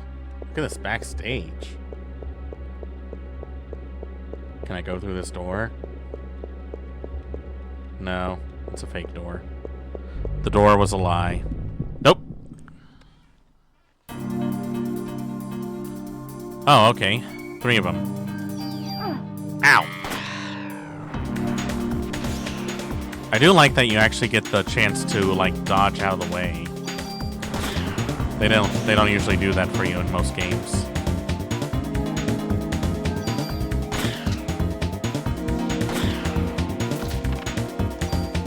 Got it. Oh. Right. I don't have enough room.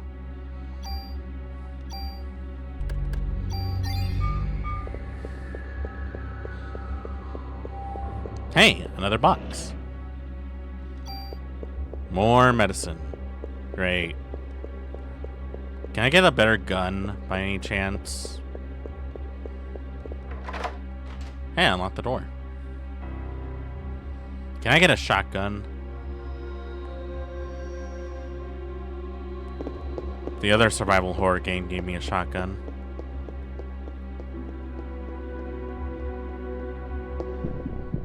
Nope. Again.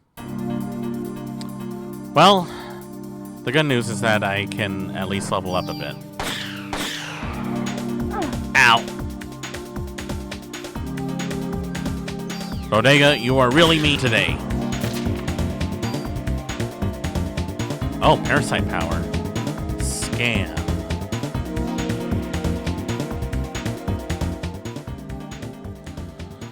Analyzes enemy and weaknesses. Nice. You know, I didn't check to see if I had any powers. Oh, I do. I can heal and I can scan. Okay, so, I guess, Aya's a bit of a recon build, I guess.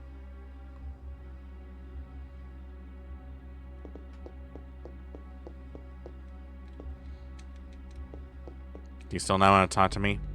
Okay.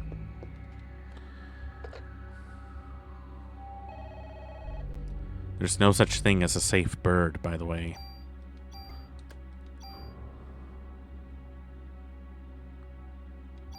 Wow, I'm already at level 4. Wait, I've been playing for 35 minutes? That felt like 35 seconds.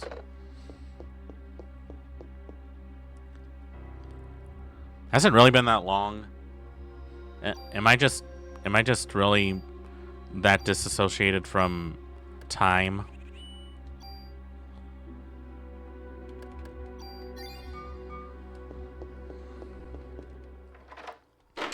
All right, let's see who's in here.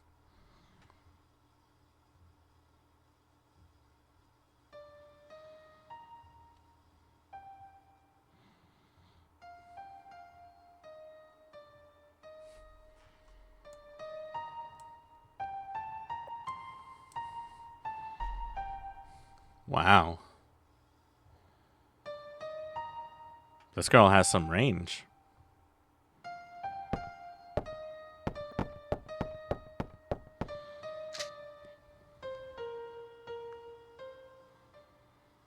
I'm Melissa. No. I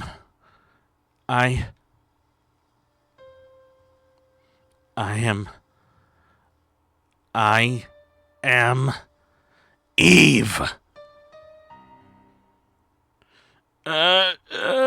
I'm getting hot.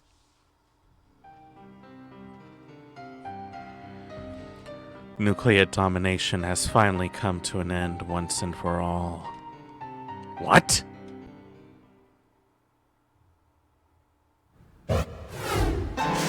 Oh.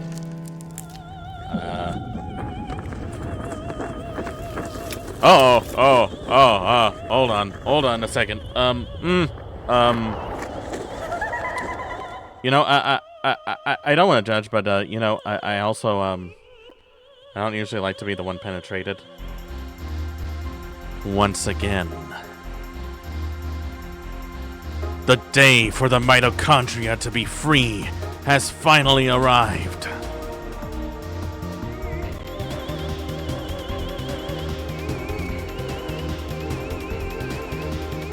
Ow.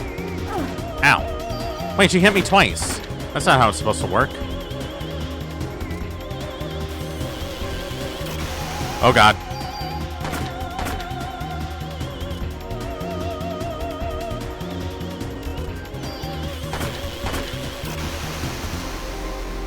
Jeez, I'm so glad she doesn't know how to shoot in the middle. That would be really bad.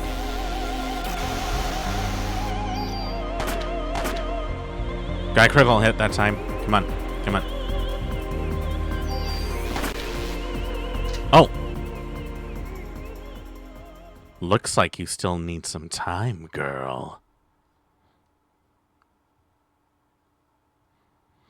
Until your mitochondria is completely free. Mitochondria? What are you saying? I don't understand you.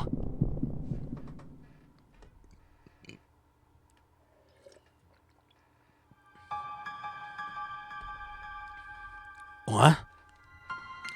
Where is this? Is that the little girl I saw? No, it's...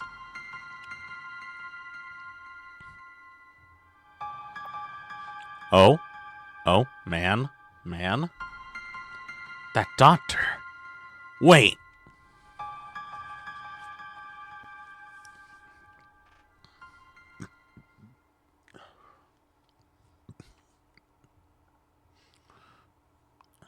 Mitochondria. To be free?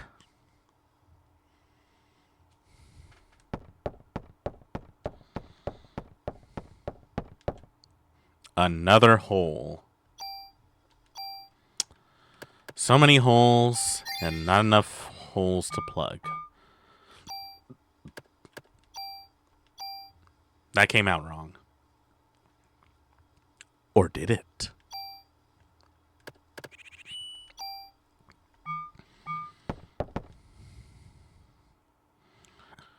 Where'd she go? Only one way to find out.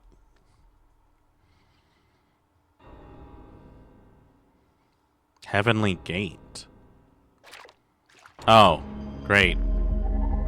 I'm in a sewer. Wonderful. Where are the Ninja Turtles when you need them?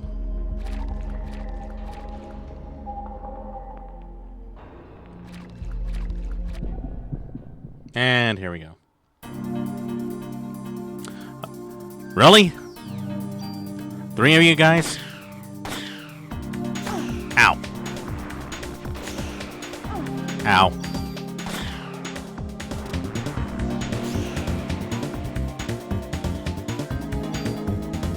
Let's test out one of these powers. Let's try the scan. HP 12. Susceptible to poison. Really? Oh god.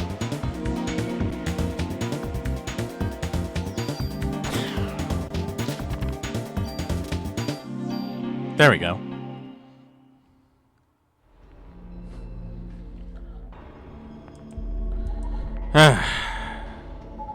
They don't pay me enough for this. And now I got my dress all ruined in this muck.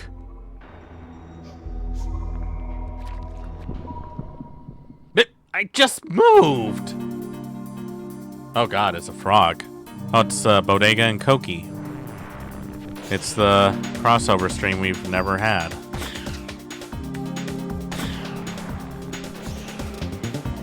Bowcock. Or cockbow.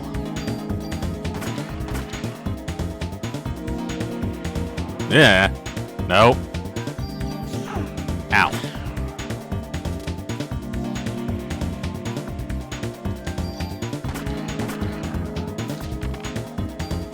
Leveled up.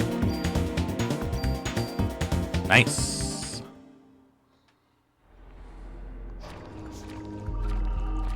Well, do I get a box? Ooh, a 1911 A1. Oh, hell yeah. You know I'm gonna take that. I'll take a 45 over a 9mm anytime.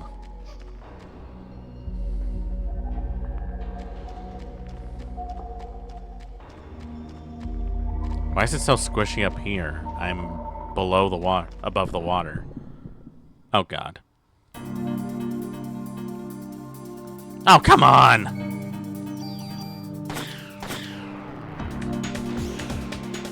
Is this because I didn't pay my taxes?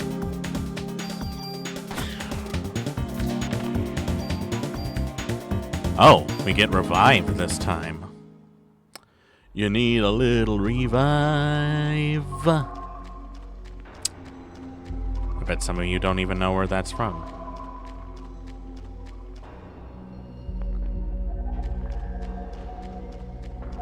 You know, I've often contemplated playing some of the original Call of Duty games on PS2. Because I actually want an actual Call of Duty game.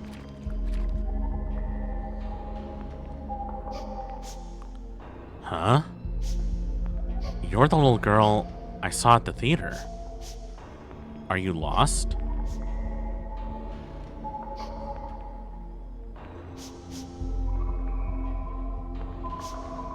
Wait, little girl, don't go. Huh. That's weird. Hang on, guys. I actually gotta pee again. Sorry about that, but man, I really gotta go. I'll be right back.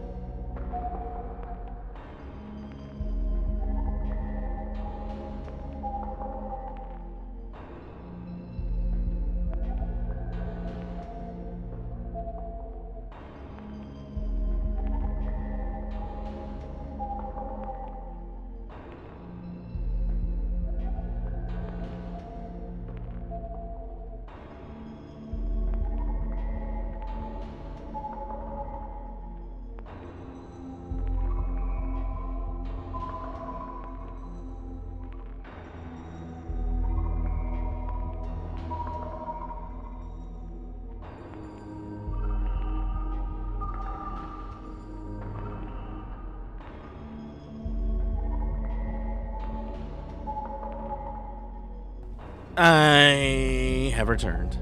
Okay. Let's keep going. Now, I actually do need to dip out pretty soon, so we'll see how much longer we can go.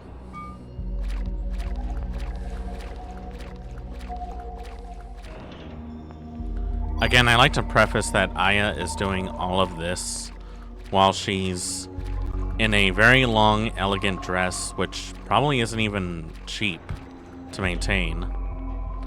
And very tall, high heel wedges. Like, I feel like that's gotta really hurt her feet, and also really gotta be taxing on her knees.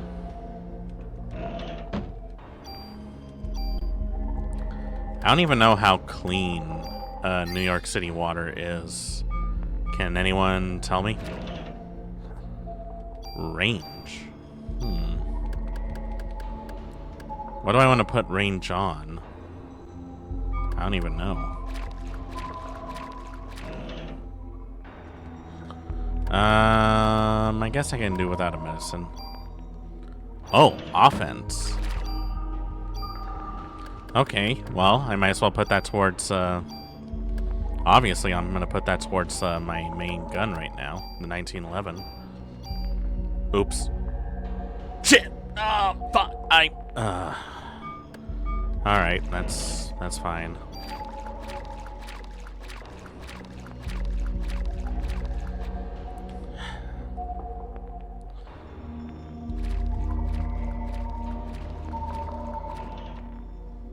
You know, I think that was the first time I even saw that entrance with all that stuff, too. Don't think I ever got a chance to look at that.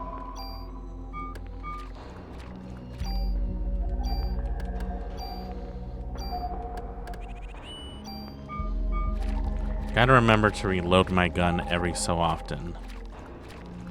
Lest I want to be using my club, which is a little faster, but also a little bit of a pain in the ass. Oh god, where do we go?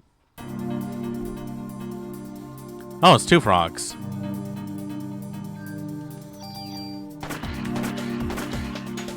Oh god. Eh! Don't touch me with that tongue. I have no idea where that tongue has been.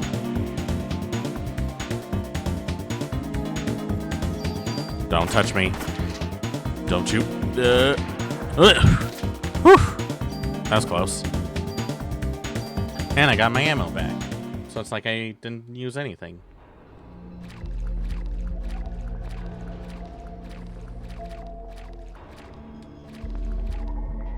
Ah, the gate's completely locked. Is that something?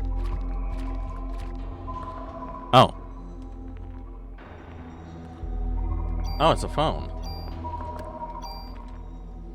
Weird. I don't know why they would have a... Well, actually, no. I can see why they would have a phone here. I guess, if they have maintenance workers in there and, there's like a flash flood or something, I guess that would make sense. But it's still a pretty weird place to put a phone at. Eve! Stay right where you are.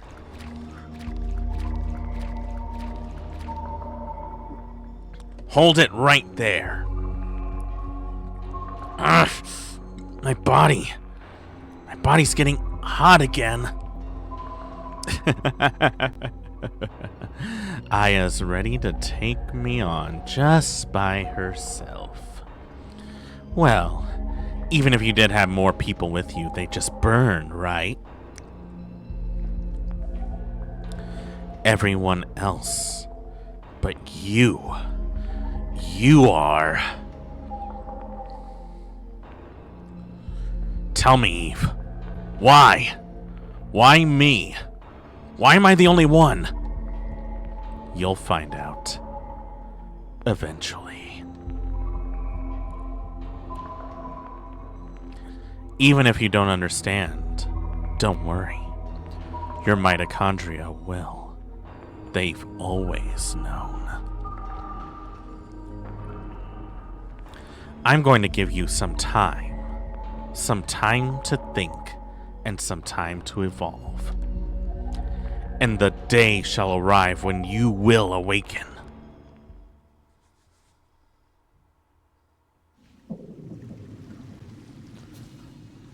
Well, where do you think you're going?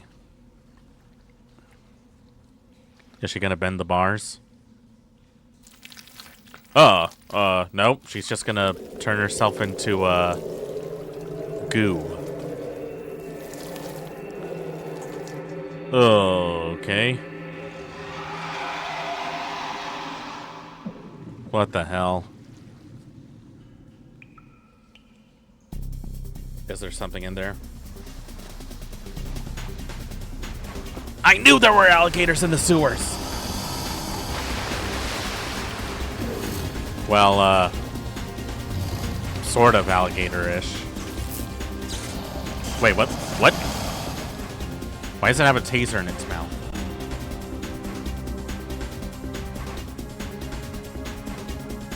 There are 2 targets? What do you mean 2 targets? I only see 1 guy.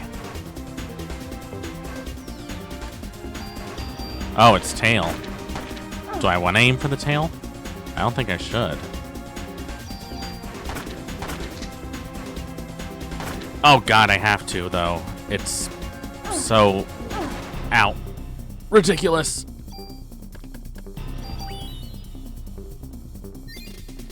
Alright, I need to position myself so where I can hit the tail. The tail is the weak spot. Oops. Damn it. Ow. Okay.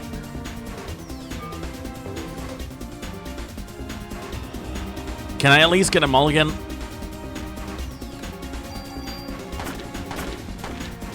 Ow! What part of mulligan do you not understand? Let me scan him.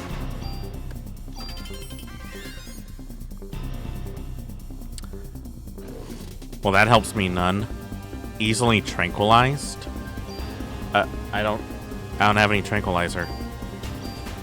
Let me use the heal. Oh, that actually works pretty good.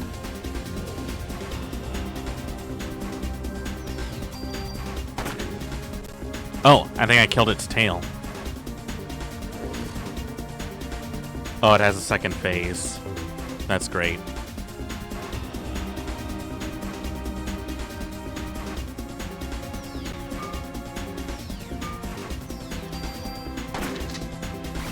Oh god! Oh god, it shoots fire. It shoots fire. That's not what I want.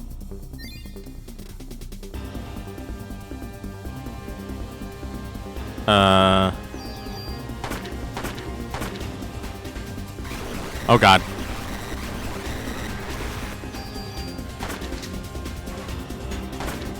Come on, die already.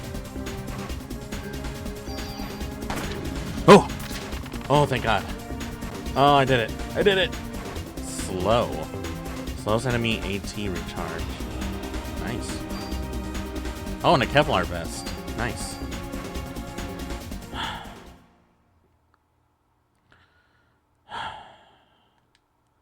When I will awaken? Just tell me what you want, Eve!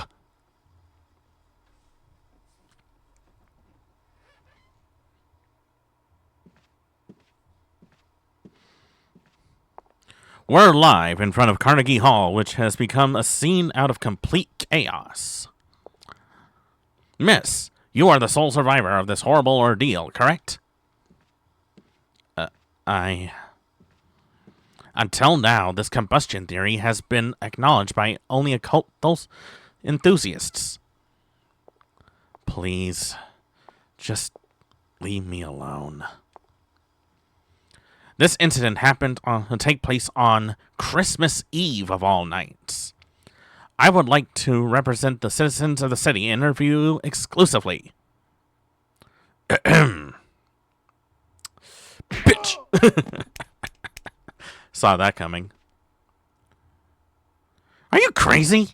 Jim, Did you get this on tape? Scram, buddy. Daniel. Sorry I'm late, Aya.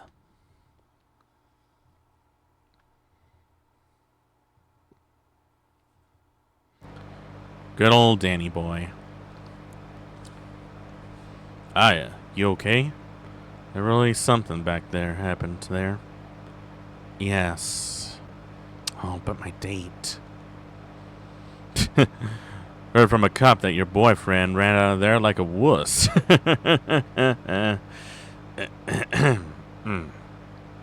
Sorry your date didn't go well.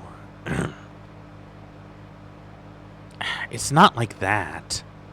I had him escort me because he kept pestering me for a date. Yeah, but of all places, the opera? Now there's a story. So why the opera, huh? Is that the end thing now? I saw the ad on the paper. I don't know, it just caught my eye. Don't tell me you were on to this case. So you finally got some cop instinct in you, huh? Instinct. Daniel, shouldn't you be with your son? It's Christmas Eve. He knows his dad's a cop. My boy understands. Anyway, to change the subject, I heard things from people who were there. But this is one hell of an incident, huh? Mitochondria.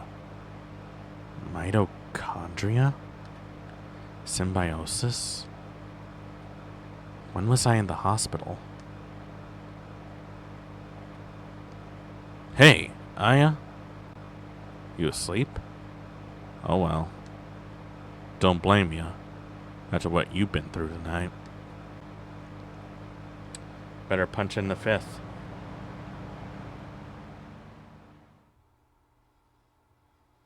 That's one hell of an opening.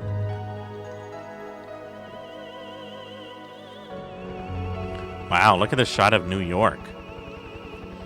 It all started with this incident. 6 days that were to become a nightmare for all.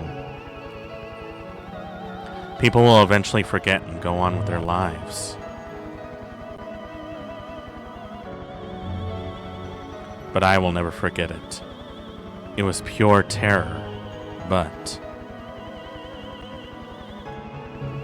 it was also 6 days filled with familiar memories.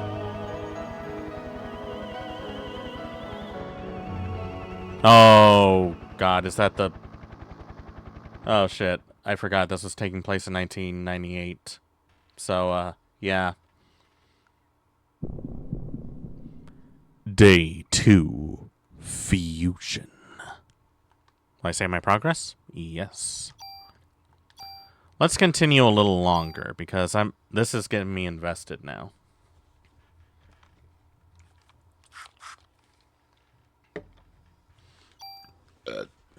Gesundheit. We've only been playing for an hour. I kind of want to actually do some progress. Hey, you okay? You ought to be resting. Wish I could, but I'm the only one who knows what happened last night. I've been gathering some info on Melissa. She's got no relatives. And no close friends. She was sick often, always, on some kind of medication. The people at the opera said they were amazed she could even stand on stage. Her apartment burned down right after the incident, so we have no information on her medication. So what's this spontaneous combustion stuff all about? It wasn't exactly spontaneous. People were actually set on fire. Oh, come on. What, like one of those ESP things? That's the best way to describe it for now. ESP, huh? Well, I'm not buying it. But if you are right, how are we supposed to deal with something like this? I believe her. After all, Aya's the only witness so far. But if you're going to take on a suspect like that, you better ask Baker for a better sidearm.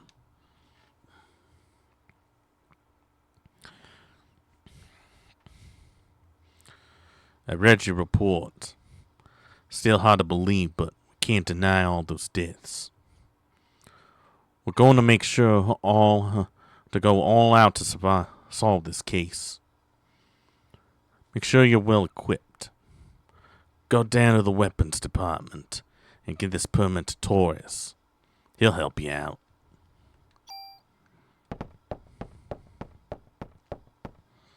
Well, I guess I'm going to need a better gun.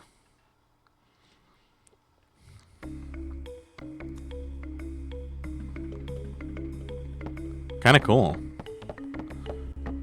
Again, really good work on the details.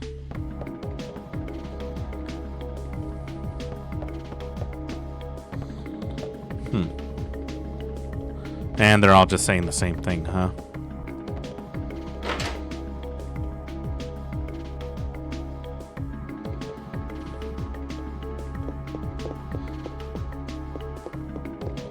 Can I explore?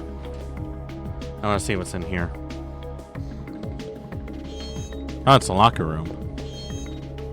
Hey, another vest. And cure poison, I'm guessing. Again, really like the working mirrors here. Aya, you better put on your vest too. Can't be too careful. At last, it's mine. What is? What is? Did you find the last bag of weed for someone?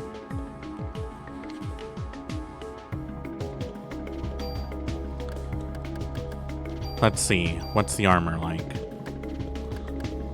I might as well put on the Kevlar vest. Hey, a girl. The weapons department? You didn't hit your head last night, did you? It's right downstairs. Oh, thanks, Kathy.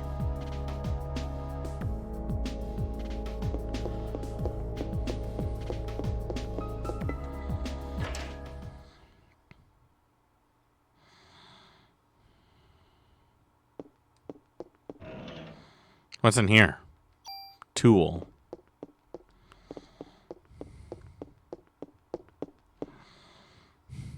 Hey there, good looking. Cut the crap, Wayne. Where's Torres? That baldy? Who knows? So, what'll it be? Shotgun? Rocket launcher? Wayne! Yes, sir. Baldy? He looks like he has some hair. Oh, I see. In the front. Idiots like you are the reason why guns won't disappear from this country. Get your ass back to weapons storage. You're far from ready to be handling guns in here. Okay, sheesh. Torres cuts no slack at all, huh?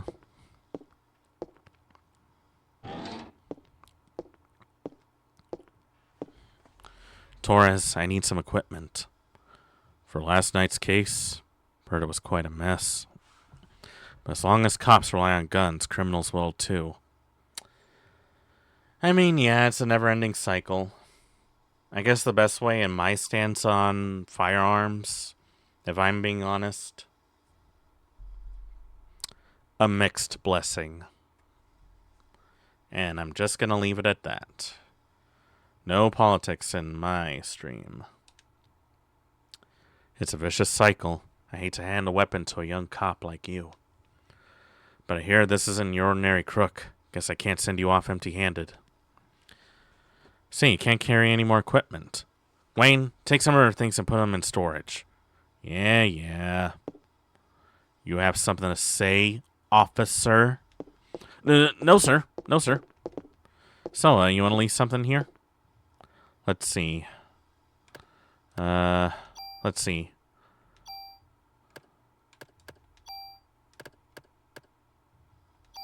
I'll move this for now. I'll keep these as like backups. Just in case for some reason they decide to break. So I guess we have our own like little item box, like in every other RPG. Here, this is the most powerful gun I can allow you to have. An M16. Nice. Breaking out the big guns, huh? Oh, but it only fires 2 shots, so it's semi-auto. Damn. Captain Baker already notified me. Show me your modification permit again. This one. Permit from Baker. Which gun? Might as well give this new one a modification. Or, yeah, maybe this one. Add a slot. Just in case. Alright, just wait here. Yeah, from what I remember, this game has like a modification system where you can add like some special effects to some of your weapons and armor, which I really like. It's like they're combining both fantasy but into like a real setting in this game. But just remember, cops own guns for protection. Don't let the guns own you. Yes, sir. Psst. Don't tell Torres, but you can use your tool to tune up your guns. You can rearrange equipment parameters and added effects to tweak your equipment. I can show you some cool tune-up techniques. Let's see. Okay, so this is how it is. Yeah, I remember this. Tune-up icon. Using the tool item, you can add or remove parameters and added effects on your weapons or armor to create your own customized equipment. If you remove an added effect from a weapon or armor, that equipment will disappear. The number of added effects that can be attached to a piece of equipment is determined by the number of slots that are on the equipment. You can increase the number of slots by getting your equipment modified at the NYPD Weapons Department. So as long as you have like the permits to do it, you can basically make the most broken gun ever. You got it? Trust me, you can never have too much firepower. Of course, can't use them without bullets, so you better make sure you always have your club. Just in case, you know. Now, why don't you leave the stuff that you don't need with me? Let's see, actually. I already have that, so... I don't think I need these. I don't see any reason for me to go back to the theater. So I'll just leave them here for now. I never got to see what's in this box. Oh, bullets. Cool. Well, I guess that's it for now.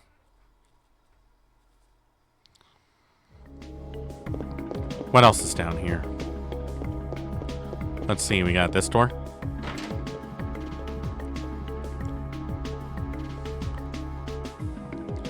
Oh, we got the police dogs. Hey, doggy. Hi, doggy. I love to just watch them. I always come here after my shift to relax. And I don't blame you. Those are some cute dogs.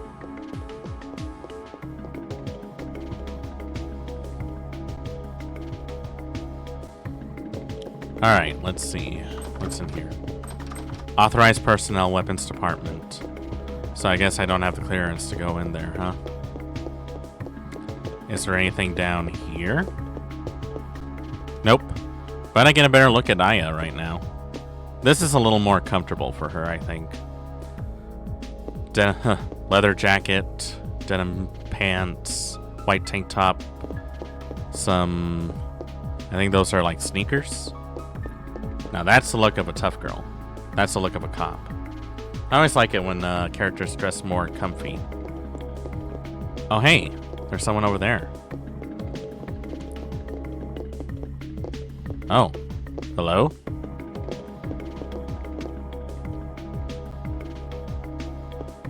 Hey there. Are you lost? Ben? Daddy!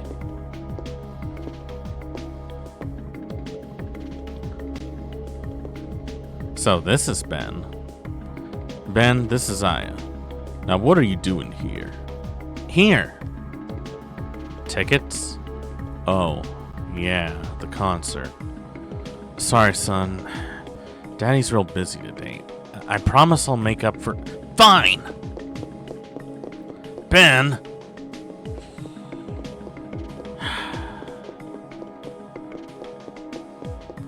Always hard being a parent and a cop. Guess every kid needs a mother. That's not true. I was raised by my father too after my mother died. I'll always be grateful for him. Yeah, well, his mother is still alive. You don't seem too happy about it there, Chief. Like, no offense, but you don't really sound too happy that she's alive.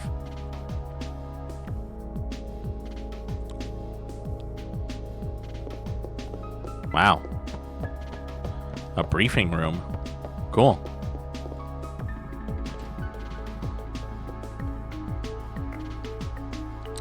Can I go upstairs? Let's see what's in here. Like every one of these games, I always waste time trying to get in here. Oh, I guess I can't go in. Sorry, only authorized personnel are allowed past here. Damn it! Let me explore, game. Let me explore to my heart's content. Oh, there's Kathy.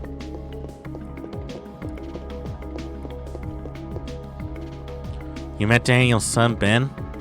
Daniel divorced his wife last year. This is before you were assigned here. Kept saying every boy needs a father.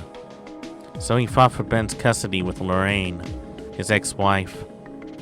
Well, he won, but being a cop, I doubt if he has the time to spend with him. Oh yeah, Captain Baker was looking for you.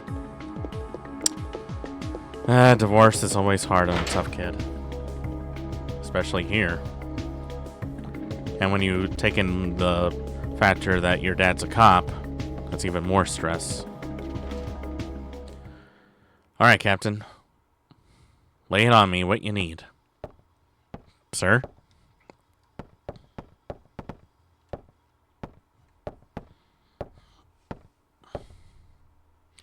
You were looking for me? Yes. We're having a press conference now, and I want you there too. Me? That's right. You'll be on national television as the sole survivor of that incident. I see. But you only answer when I ask you. The media's just looking for about anything to grill us about. They may even turn you into a suspect. So you let me do the talking, understood? Yes, sir. Okay, then. Let's go meet the press. I hope my accents are doing okay for you guys. I just like to add a little character. So, what you're saying is that this could be the work of a terrorist? That's what we currently speculate. How about the accounts of officers and firemen at the scene bursting into flames? That was due to a rare, highly flammable chemical which was used to start the fire. Another question. Then how did Detective Brea survive without so much as a minor burn? That is a result of her quick thinking and training as an officer. I'm asking her the question. She said that my mitochondria were a mutation. Aya! Your mitochondria? Who said this? Melissa. No. She said she was Eve. But, according to a report, Melissa Pierce was killed in the fire. Melissa did die. Her body had been taken over by this Eve. What's this Eve? Some kind of alien? People, please. She's very tired and we're still investigating. That'll be all for today.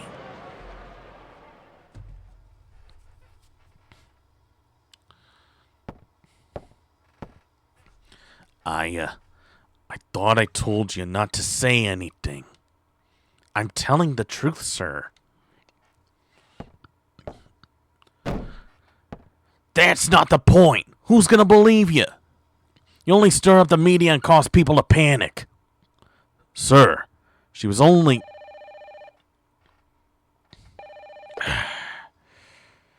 Baker here. Who? What does he want? We'll put him through then. This Captain Baker. What? Me? You'll have to speak up. Yes? What? Yes. All right. Some Japanese scientist, I think. Couldn't understand his English too well. He was raving about some mite or something. Says he's coming over here. Mito? Is it mitochondria? You mean that thing that cells make energy from oxygen? Might be something I heard about that in school. That's what Eve had said. That's time for the mitochondria to be set free. Hey, I just read some researcher at the museum wrote a new theory about him. Sir, I'm taking Aya to go talk to this researcher. Go. Better get there before the media. It may explain that phone call, too. Yes, sir. Aya, come on. Let's go.